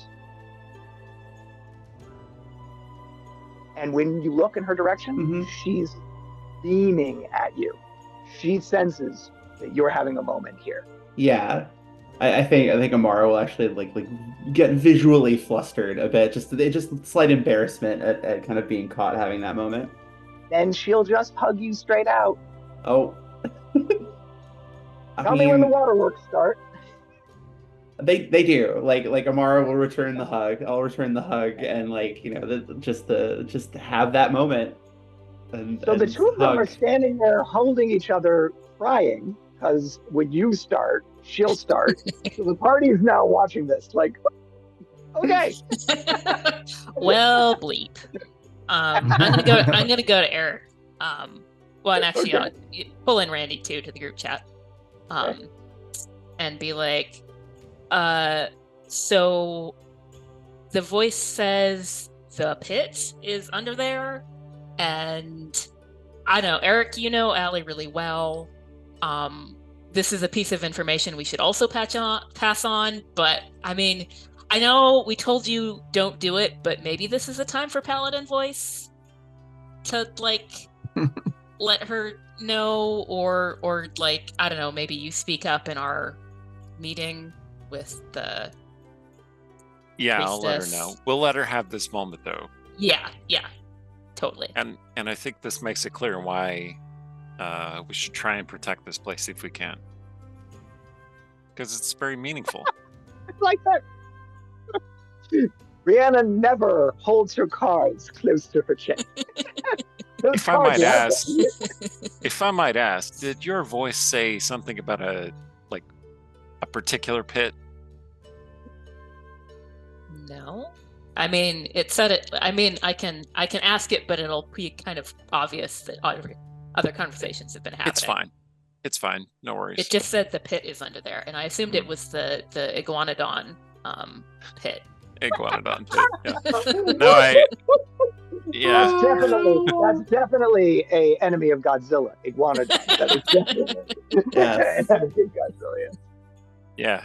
Let's not worry about it for now. All right. Fair enough then. Okay, so Allie, they'll give you a few minutes to have that experience. And the priestess, when, she doesn't move to dry the tears in her eyes, because to her, the fact that she's been crying is joyous. And she will give you a kiss on your forehead. She has to get up on her tiptoes to do it, because you're taller than she is. She's all of about 5 feet tall. And she'll take your hands in her hands, and she will say, "I would be honored if you would join me for my candle dance this eve, sister." And she'll say that to you in Elven. All right, I'll respond to Elven. I'd love that. Very good. So that was a conversation that the two of them just had that you guys don't understand unless somebody took Elven. I don't remember what Eric did. I learned Elven. Okay, so roll 20 sided die and we'll see if you easily overheard it. I rolled a 3. You easily overheard it. Cool. So Allie has plans for later. Okay. So she'll take a moment to compose herself, and she will say, "When all of you are ready, I will lead us to the chambers beyond." I'm ready. Okay. I was tempted to offer a song to Eilistraee because, find her, and she's a goddess of song and stuff. But I'll just gonna put my hand on Amara's shoulder, and I'm going to communicate. New romantic interest? I just want to know so that I can act appropriately. Not everything's about romance, Eric. Look, I know that, but if you want a wingman, I'm here for you. That's what I'm saying. I think I'll be fine, one way or the other. I'm not. Okay. All righty then. Okay, she'll just go at that point. Okay. I look back at Randy Rhiannon and I'm like, yeah, I can't do that because I didn't hear it, but I so want to say, I don't think that was Paladin voice. Yeah. Oh, anyway, no. right. It's the buddy Paladin. Yeah, there you go, the buddy Paladin. So you will head south. And as I said, the chamber sort of goes to the south and leads to a large exit to the south. You're passing sort of like the agricultural zone of this room. You'll see that there are people actually tending like what amounts to a mushroom farm in the bottom left-hand corner of the room. And there is someone, that might be a druid, who's overseeing that work. And then you'll exit the chamber and head into a large natural passageway about twice the width on the southern side of the Cavern of Song as the one on the northern side of the Cavern of Song. You'll hear in the distance the sound of work, building, hammering, living occurring here. So there must be chambers of some import around in the general direction that you are headed. And then you'll hit a elbow turn. So you're coming this way and do it that way. You're coming this way and then the elbow goes that way. So I gave you the wrong elbow, but it goes this way. At the elbow of the turn, there is a sort of great cascading waterfall, sort of like that builds as it does in the underground, sort of a natural terraced set of water marks from the mineralization of the water as it goes down in that corner. But that's a source of pure water in that corner of the room, and you'll see people are coming over and taking buckets and moving away from it. So this is clearly one of the main water supply locations for the promenade. And then you'll head down that elbow chamber another 100 feet or so, and you'll enter into another big room. This one, it's a large underground room. It is, again, fairly big, hundreds of feet, or at least 100 feet, north, 100 feet south, 60 feet high. But unlike the Cavern of Song, which was a purely natural room, this room is hewn. You can see that the wall you entered is sort of rough hewn, but the opposite wall to the south is crafted And there are a number of buildings in here. Some older buildings that have been rehabilitated, some newer buildings that have been built. So it's kind of a mix between sort of drow architecture, or what you assume is drow architecture, which is delicate, but protected from all directions, right? And what is probably old dwarven architecture. This entire place, probably at one point in time, a dwarf hold. That has been repurposed by the residents of the Promenade for their inhabitation. This ward of it, and it goes in directions that, are beyond your sight, and there's like little streets and that sort of thing, so you'd have to go through them to sort of see the entirety of this chamber. Looks to be a military ward, a craftsman's ward. You can hear the hammer and anvils of craftsmen elsewhere in this ward. So it's clearly inhabited, probably by 100 plus people or more, when they're all in here doing their stuff. She will indicate to you, as she's giving you the dollar tour, that this is the garrison and armory that you're passing through. Mm. She will then take you out of a southern exit from this room down a narrowing passageway that's about 8 feet tall, about 8 feet wide. Do you have an interest in seeing the Sargoth? That's a question to all of you. Sargoth? The river. Ah. Yes. Could do that.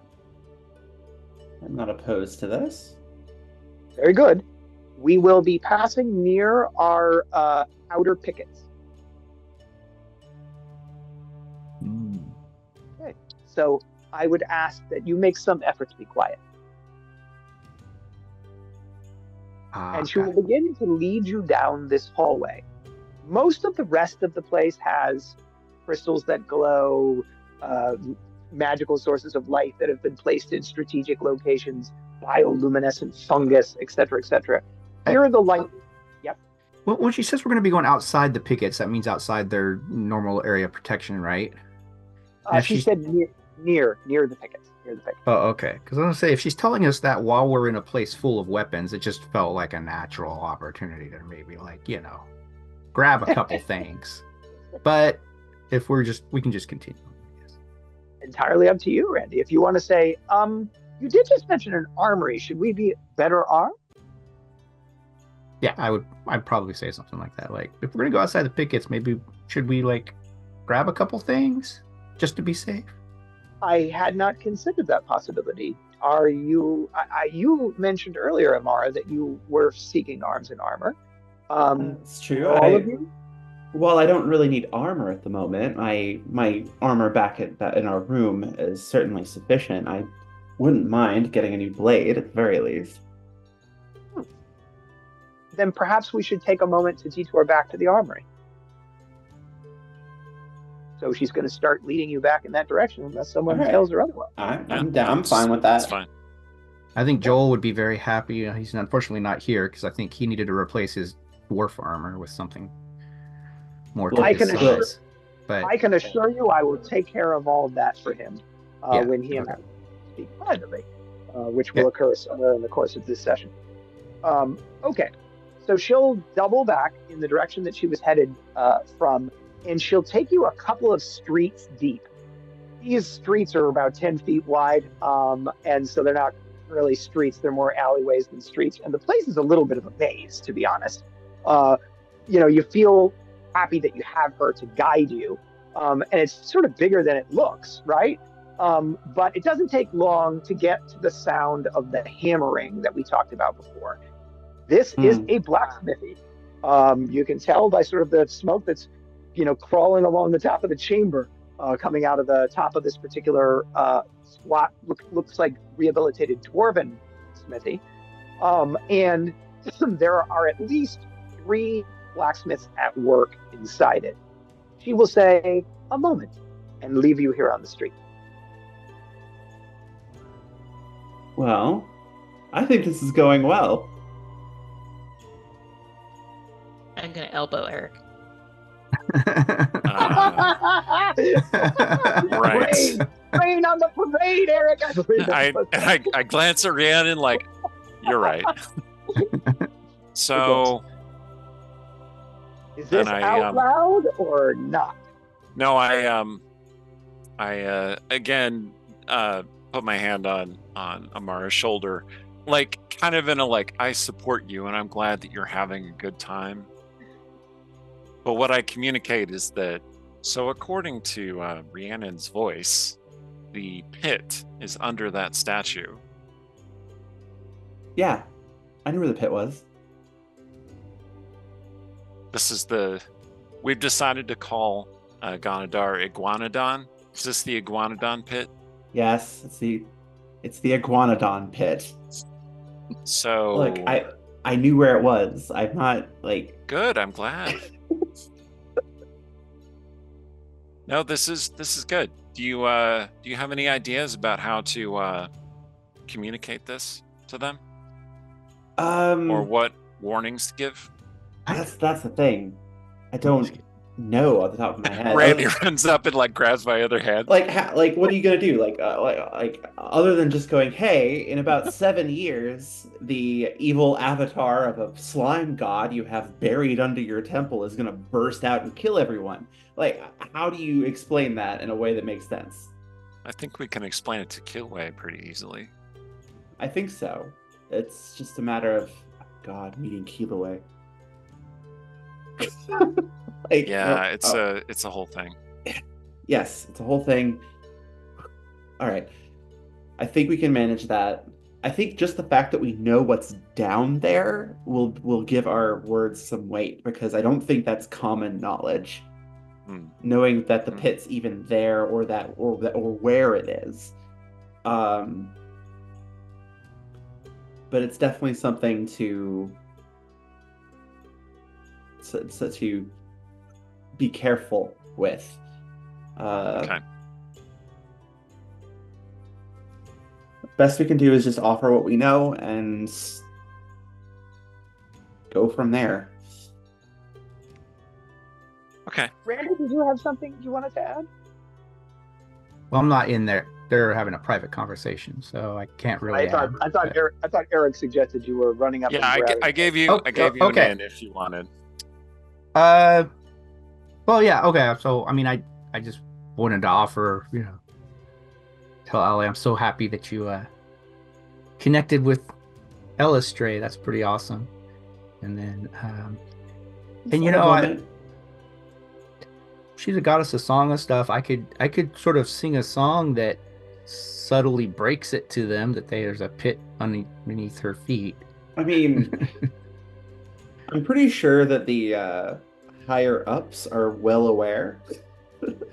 I'm pretty sure Killway knows, but okay.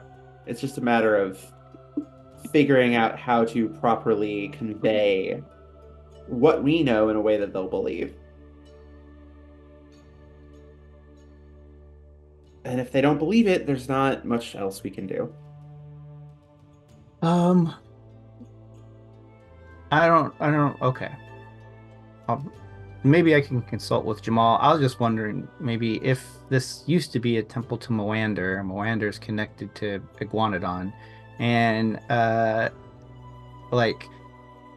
and Finder was an inheritor of part of Moander's power, like if there was something that I could do, like to sort of summon up like a resonance of Moander's power or something to kind of demonstrate the underlying, I don't know, like reveal sort of the underlying nature of this place in an unharmful way that would prove to them that, underneath all the prettiness there's rot festering. But yeah, I mean, it's part of the purpose of this place to keep that thing sealed. But okay. Oh, so that's I mean, it's an intentional. They're very aware of it. Yeah, yes, they are very aware of it. At least the leadership is very aware of it. Okay. I feel bad for the non leadery, non-priesty people that are living here that may not know about it, but like, what are you gonna do? Like, tell everybody and have everybody panic? That's why I didn't say anything in front of the council. Like, I wanted to make sure, like, hey, we've got some information, but I didn't want to, like, panic everyone. And it's like 7 years out. It's a long ways off. So, I mean, not that long, especially not for elves, but something. Very good. As Okay, you well- are finishing up that conversation, Randy, did you want something else?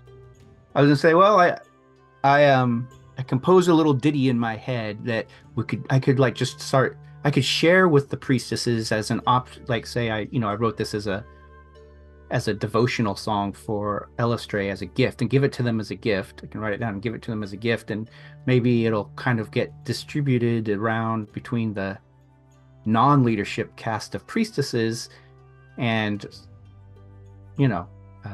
sort of subtly inform them like a what's the word I'm looking for? Not subterfuge, but anyway. I understand what you're stealth, trying. A stealth insert of knowledge into their culture that. You may wish to inquire about whether or not there are performances that occur around this place.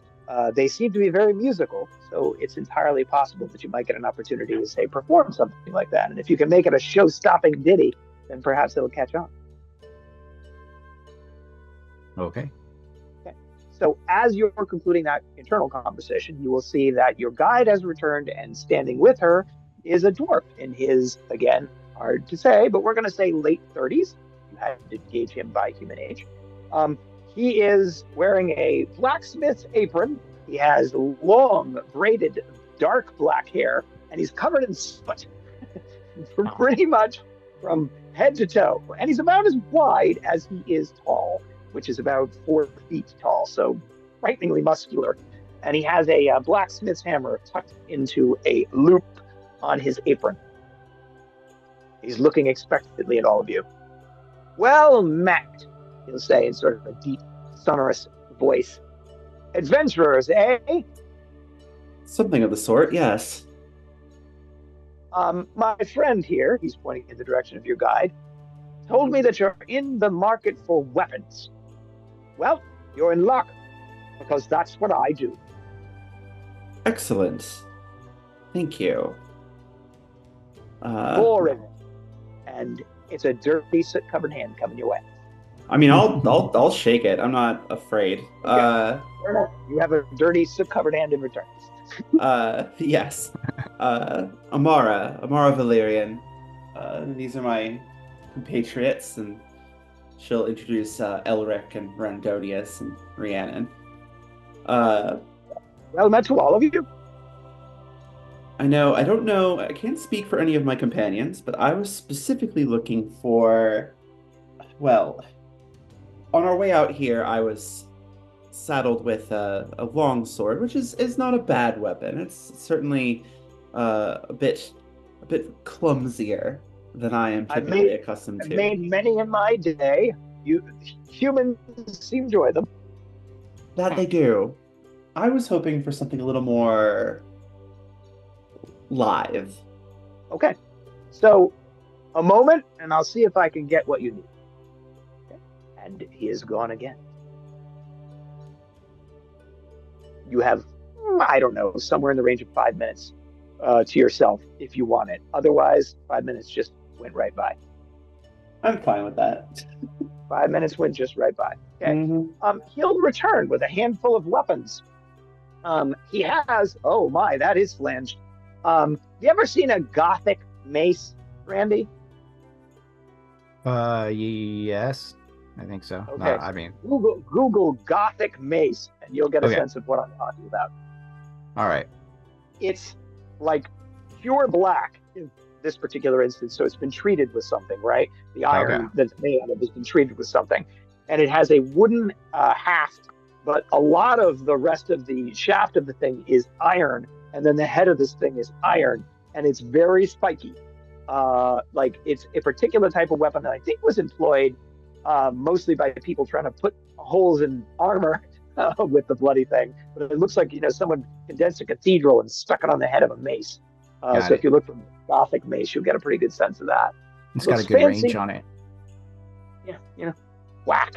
And Rhiannon, he has an iron shod staff of blackened wood that's basically just capped in iron, in bands of iron at either end of it. But it's 6 feet tall, so ridiculously large in his hands, and would even be taller than you. Yes, I forget how tall you are. 5'9", something like that. 5'3". 5'3". Smaller than I remember. Okay, and so it would also tower over you. Short compared to Eric, but I mean most things are. And Allie, he has a box. Literally, it's a wooden box about 4 feet long. It looks like it's open it up to find out what's inside. Okay. Along with him as well. Okay. All right. So he'll say, start with the mace wielder. How does this fit what you're looking for, lad?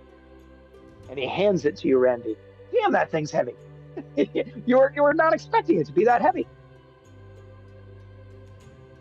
Oh, this is good. I mean, it'll give me a good workout. I'll just practice, do some. There we go. Whew. Yeah. He'll shake his head. So it meets with your needs, then, lad. Yeah, I think this would probably hurt if someone hit someone on the head with it. I think that meets my need. Oh, I can assure you that it would. It's also really good at breaking things. Ooh. And next to the sorcerer, he'll hand you the staff. Have you ever handled a bow staff? Okay. Really big walking stick. And yeah, this thing is much heavier than you expected it to be as well. And it's a little awkward because it's got iron at either end of it. So that affects the balance a little bit. But you did, if I recall correctly, learn to use this kind of thing. So it's just a question of getting yourself comfortable with spinning it around. And, and it's a little bit like, I learned to use this in my head, but have I really used a thing? Okay, that's a different feel. That's definitely a different feel to it. But I mean, I do know what I'm doing with this. I could probably hurt someone if I wanted to. Well, I mean, it's iron shod, so almost automatically. I need a staff holster. Yeah, those are much harder to come by. The staff holster. Yeah, okay. Well, no, I mean, so I was thinking like one could walk with it like a walking stick, but that's automatically one hand that's busy at all times. Yes.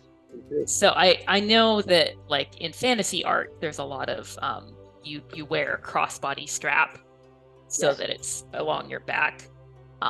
So I think for me, getting one of those would be important. All right, so you will say, who do I go to get to something so that you could ease in carrying you make it easier to carry it when you didn't want to have to walk with it. I'll give you a little bit of free advice and tell you that traveling underground with that will probably mean that you'll be banging it into the walls a lot. But if you're on the surface and you're moving about, that's not a bad idea. Ask Ilara. Among other things, she's reasonably good with leather. Okay, thank you. You're welcome. And finally, to our duelist. And he'll hand you the box. All right, I will take the box and... It's an ashwood box, pretty heavy. Okay. It's got a single brass latch on the front. All right, I'll flip the latch open and open it. Okay. Everybody please roll a 20-sided die. Oh. 4. 12. 4, 12, 4, and Randy? 14. 14. Okay, Randy, you're still grappling with the flange nature of this thing, and so, wow, it's very pokey. You will not pick up on it. Everybody else will sort of deduce this. There's two people that look very excited. One of them is Allie, opening up this really cool box that's got a nifty rapier on the inside of it. The other one is the person who's probably about to try to sell it. It's almost like he's figured out Allie's got a taste for the finer things. So just, equally excited about the prospect of looking in the box. So in the box is felt lining And laying atop the felt lining is a beautiful, like, it's steel, right? And it's not treated with a metallic finish, so it's not glistening or anything like that. But it's well oiled rapier with a like a seashell style cup in gold that serves as the hand guard, and mother of pearl inlay on the pommel. So it's got a kind of an aquatic feel to it. Okay, not what I was expecting, but not mad about it. I acquired this from a contact on the surface. Apparently, it was in the hands of a pirate of some renown. He no longer has any use for it, and so now, for a reasonable price, it could be yours. This is lovely. Well, how reasonable are we talking here? Are you asking me to just ask you for what I want? Well, we certainly have some things. We certainly have some things we could offer, I believe. Coin is really my favorite. Gold being my favorite coin. Although I'll take any. I think we suggest 100. It would be because we gotta buy the armor, we gotta buy the we have a lot of all the other stuff. Too. We need bows. We're going to someone else. We can't spend all of our money in this one place. So 100 is our offer. So what is that for? A mace, a flanged mace. A flanged mace, quarterstaff, iron shod quarterstaff, and this lovely rapier. So let's say that the mace and the quarterstaff generously are like 10 gold pieces each. That's 20 gold pieces. So we're talking 80 gold pieces for that rapier. Is that like 10 times the average market value for the weapon? Right now, you're talking about 100 gold pieces. Right now, like if you may offer 80 gold pieces for the rapier. Rhiannon, were you going to say that out loud? I mean, am I crazy? That's how haggling works. I mean, we could be like, he goes high, we go like redonkulously low, and we know that, and then he goes slightly lower, and then we go slightly high. Like, this is how it works. So, like, we bid 100, and I am going to say that to him. All right. So he'll look between the two of you, and he'll say, "Ladies, which of the two of you am I negotiating with here?" We hold our coin in common, and this deal is resulting in weapons for several of us. So spoken like a sorcerer, whatever those are. How about for such a steep price? I would be willing to take one of those plus coin worth 50 gold. So your platinum plus 40 more gold? That is 100. I mean, I'd say we do it. I'm all right with that. Is this rapier magical in some way? That was what I was going to ask. I was about like this is a high price for this rapier. This is a very high price. Not that I'm aware of, but I can assure you it's quite fast in combat. So said the man who sold it to me. I wouldn't lie to you, lass. Think about where we are. Well, how about 80 gold total, and I will give you a blessing from Finder, bring you luck in future. I mean, it kind of okay. So just a second here, just an aside for a second, because we put forward 100. He agreed to 100, so undercutting him there is kind of a dick move. Oh, okay. All right. Iguanodon agrees. That would be constituted in the faith of Iguanodon. That would be considered a dick move. So I think we'll pony up the other. Like, I'll give up the bloodstone and the platinum that I had, and that will cover 60 of it. So we just need the other 40. Where's the rest of that coming from? I mean, I got something. I'll cough up. Yeah, I mean, whatever. So you need another 40, as you said. So Like I throw in 20 and Rhiannon I'll throw throw in 20. 20 and yeah. Okay, fair enough. Excellent. Thank you all. May all the gods speed you to battle with these fine weapons and have you emerge victorious. You can keep the box. Thank you. I'm gonna lug this box with me. Little do we know, it's a box of holding or something. Right? Yeah. So yeah, All right. she'll for now, since I don't have like a sword belt or anything, I'll place it back in the box, close it, latch it, and I'll just kind of heft it under an arm and carry it along with me. This not petite exactly, but this slender elf in a what amounts to a spider silk sundress looking along this big wooden box. Pretty much. It's an incongruous street scene for the locals. Well, I'm just realizing she's wearing like the sundress and like these knee-high red boots, and it's just like, I mean, I know they're like dark, so dark they're almost black, but still, it's like the boots don't really go with the rest of the outfit. Gotta work on that. You really do have to work on that. Okay. So, are we ready to resume our tour into an area of potential danger, or do we have additional shopping that needs to be concluded at this particular moment? I mean, I wanted the bow. Did we get the bow? But I don't want to like take up another I don't want to half hour bartering for too a much short time. bow. So, all right. Again, we will arrive at a place like, say, for example, the city of Waterdeep, where I will allow you to just buy things. But because these aren't stores, and you really just sort of have to interact individually with the NPCs to make a deal, right? That's why I'm dragging it out for you. So I will, if it helps you, I'll say that your host will be able to say, if all you need is a hunting bow, I can get you a hunting bow. Yeah, it's the hand crossbow that I want. That's going to be a bit more of a challenge. And the strap for my, because, well, I mean, I guess once we get up to the surface, because I'm not going to be carrying it around down here, I'm worried about hefting my quarterstaff around.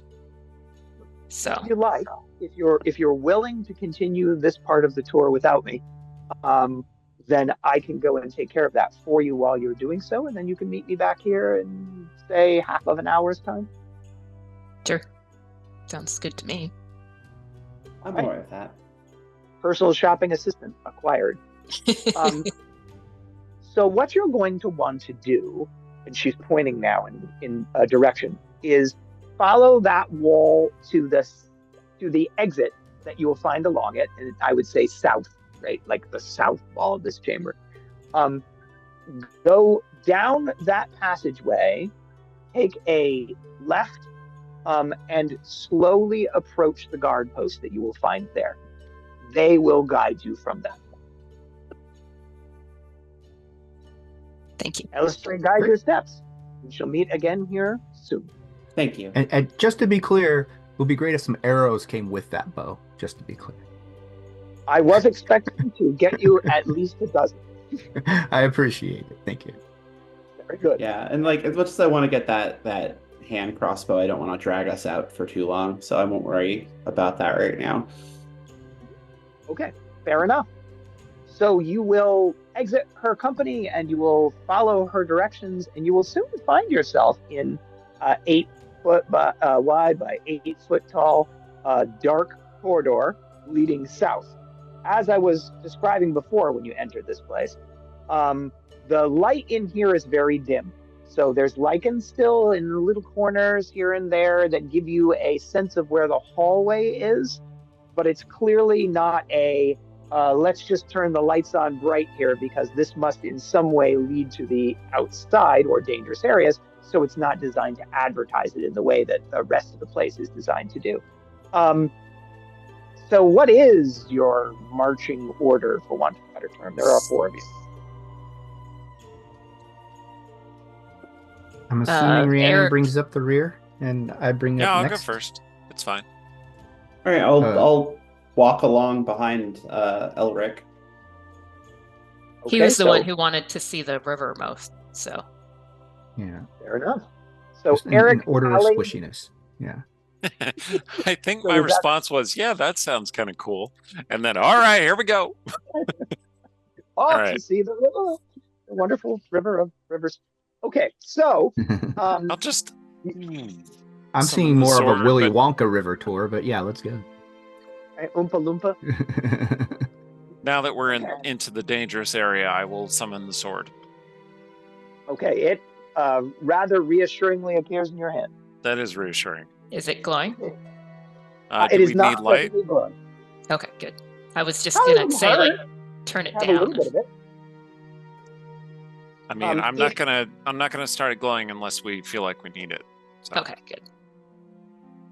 I mean, a fire finger cantrip for those who don't have the ability to see in the dark. And remember, 2 of you have got that capability. One by virtue of a mask, one by virtue of nature.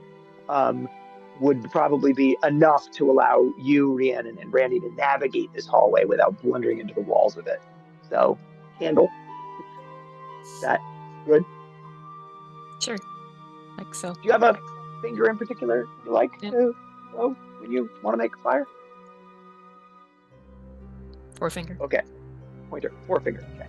So, it's kind of a neat effect to have a glowing fire, right? Because it's warm, and a little reassuring to know that you can always make fire ahead of you, and you can just sort of carry it there, and it casts a nice little glow around you that allows you to navigate. You'll start heading down this passageway, perhaps a bit more cautiously than you were headed down it before, and within 100 feet, you'll get to a T intersection. You can continue on forward, or you can turn to the left.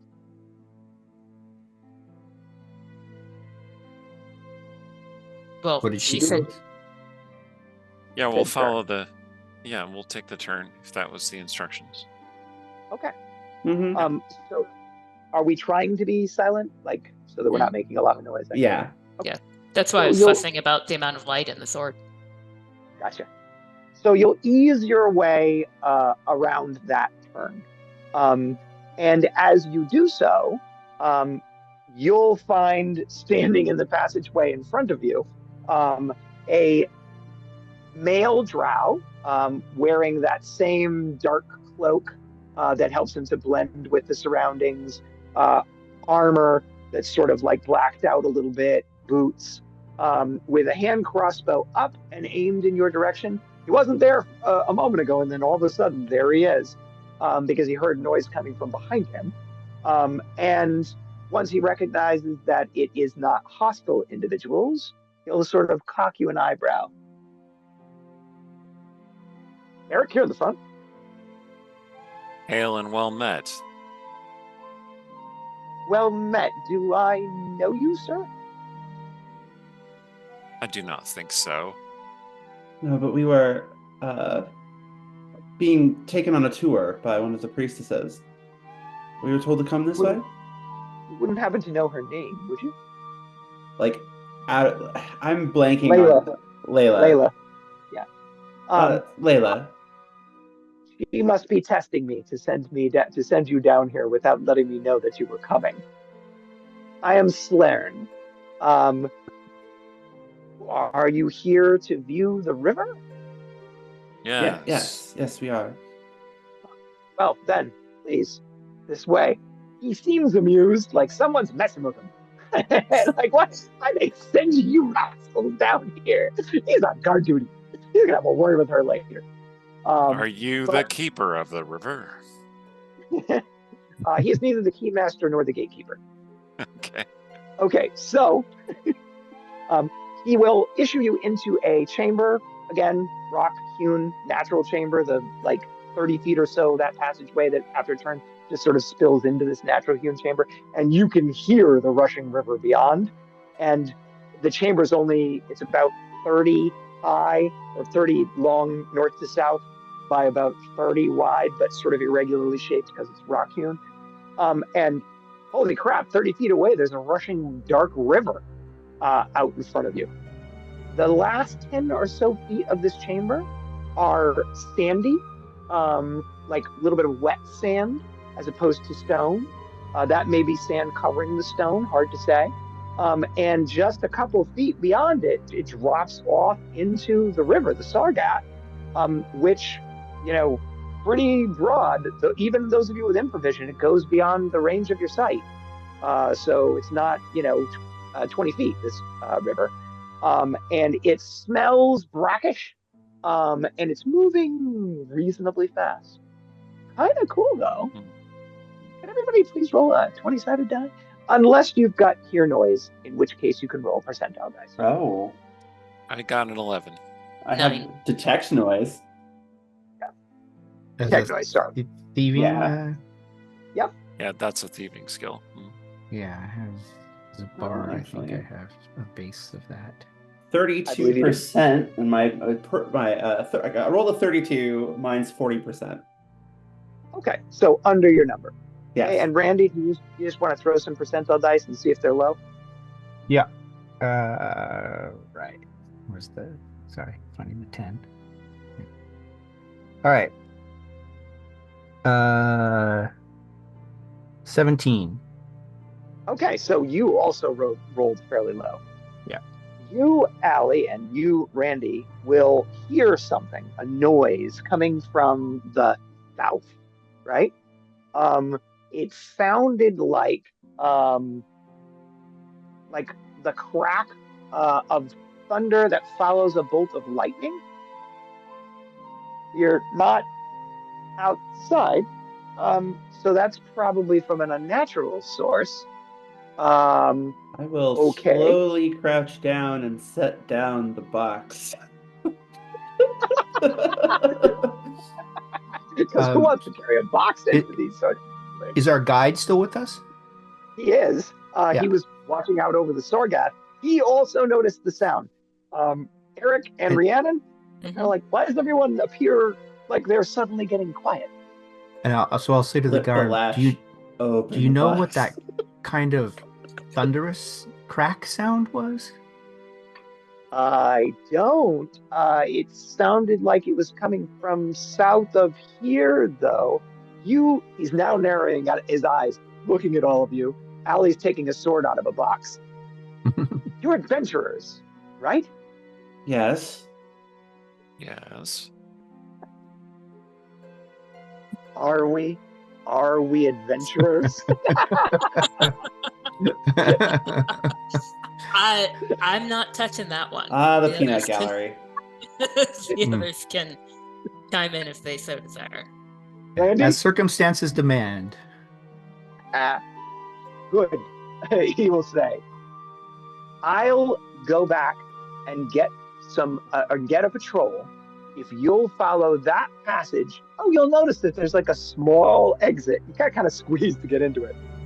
Out of the south wall of this room, that way, until you reach the next open chamber to get a look at what we're dealing with. That sounded like lightning to me. Yes. So you want us to go towards the noise? You are adventurers. As circumstances demand, we're not in the circumstances yet that would demand it. But I guess, okay. I'll sneak Really? ahead and take a look. Okay. Truly, it depends on how you understand that term. Some people think adventurers merely fools, and some people think adventurers are sellswords. We are neither. Where did she go? Are we then? Not all of us. Okay. So here's how this is going to play out. You're giving a speech to the back of a drow warrior who is skedaddling out of here, feeling that all of you just said, I got this, brah, go get help. And you're like, oh, okay, well, I think he heard that. Randy's like, did we agree to a thing? I'm not really sure if we agreed to a thing. Allie's like, time to follow this pathway. I'm already going. I'm already I've got the. So kind of in a couple spots on this one. All right. I've left the box. I have the the rapier, at least sheathed still, but I have it. Feels very comfortable in your hand. Yeah. Here's why I give you a bit of information. Okay, so there are 3 levels of weapon craftsmanship, right? There's basic craftsmanship. There's what's known as fine weapon craftsmanship, which gives you either a +1 to hit or a +1 to damage, depending upon the type of craftsmanship, the intent of that fine level of craftsmanship. And then there is excellent craftsmanship. Excellent craftsmanship gives weapons a natural +1 to hit, +1 to damage. And it is the basis for enchanting a weapon. You have to have a weapon to that level of craftsmanship for it to properly take an enchantment. Okay. Your weapon is a fine weapon that grants its wielder a plus to hit. So that guy wasn't lying when he sold this weapon to the dwarf. In fact, that thing is naturally nimble in your hands. So if you had we talked about this, I think before, Thaco of 18, your Thaco just went down to 17 with this particular weapon. So huzzah, it's like having a +1 sword that's not magical. Okay. I'm happy with that. I'm happy with the purchase. Yes, the price was reasonable. Okay. So you are moving with speed and stealth down this hallway? Mm-hmm. Okay. Learn my armor. This is a curvy, right? Smooth hewn, again, as if pressed that way by hands over time. Hallway that seems to go on, like it curls, and it's clearly 60 feet or more in distance because of the infravision that you've got that will allow you to see its turns. And you can move down it with some speed if you're comfortable doing that. Yeah, I'll do that. Okay, so Allie just goes boom and is gone down that passageway. What are the 3 remaining adventurers wish to do? I mean, she is our natural scout, so I'm fine, waiting to see what she comes back with. Yep. Okay. Eric? Yep. Are you? It is more important that I stay here and protect the slightly squishies, and let Allie can take care of herself. Fair enough. You can bamf, right? Can she bamf? Theoretically, yes. Okay, so Allie, you'll come rushing down that corridor, and you'll soon see that it opens up into a larger chamber, about double the size, so about 60, 70 feet north to south, about 40 feet east to west, that parallels the Saga. In fact, has a pillar, a giant floor-to-ceiling pillar that blocks view of some portion of the Saga, about 15 feet out from the mouth of it coming to the south. And there's, to your sort of right, to the north, that would lead back into the complex, a very stout iron door. So that's probably the edge of the Promenade's defensive terrain. This is like a little landing, right, against the mouth of the river. You'll arrive slowing down at the entrance to it. You can see a flash of light come from across the opposite side of this. Oh, okay, so you can see the opposite side of the Saga. It looks like there is a similar chamber on the south side. You're on the north side, the south bank, right, of the Saga, which again has a series of floor-to-ceiling pillars, 3 in number, that sort of jut out from it, and it sort of comes out into the river a little bit, such that the maximum gap from the south side of this room to that room is about 25 feet. Okay. You want to roll a 20-sided die for me? Yes. I would also like to roll to hide in shadows if I could. You absolutely can. Well, I rolled a nat 1. All right, so the nat 1 is good because that's the spot things. The hiding in shadows is a percentage. Yeah, percentile. So I mean, I got a 31, and my hide in shadows is 60%, so I'm pretty sure I handle it. Pretty good, I would say. All right, so it takes your infravision has adjusted to the reality of the situation, right? And you're even able, with that deft a roll, to creep up to that. Remember the floor-to-ceiling pillar I talked about that provides some additional level of safety and to hide behind? Yeah. That pillar so that you can get around it and see as far into that chamber across the Saga as you can. There's somebody in there. Human? Maybe? It's hard to tell because, infravision, right? Cloaked, and they are surrounded, just like a mass of smaller figures, about 3 feet, about 3 feet or so in height, right? Again, you're navigating with infravision, so it's hard to make out very clear details. But if these aren't like kobolds, goblins, some small form of small humanoid, and if there isn't over a dozen of them menacing that particular person, you'd be very surprised. What would you like to do? Well, how is that person presently faring? Does it look like I'd have time to go back and get everybody else? And That person just cast a spell, Yeah. on their side of the river where, hang on, I'm doing that. 4 greenish bolts of magic streaked forth from their figure, slammed into 2, whatever those things, goblins, kobolds, whatever, a piece, dropping them to the ground, and is now furiously pedaling to avoid the other roughly dozen or so goblins, kobolds. Will they live a round or two? Probably. Should you just leave them here indefinitely? No, and that's not my intent. I want to try to get back and grab the others and come back for this person, but if it looks like they're not going to be able to last long enough for me to do that, that's another matter entirely.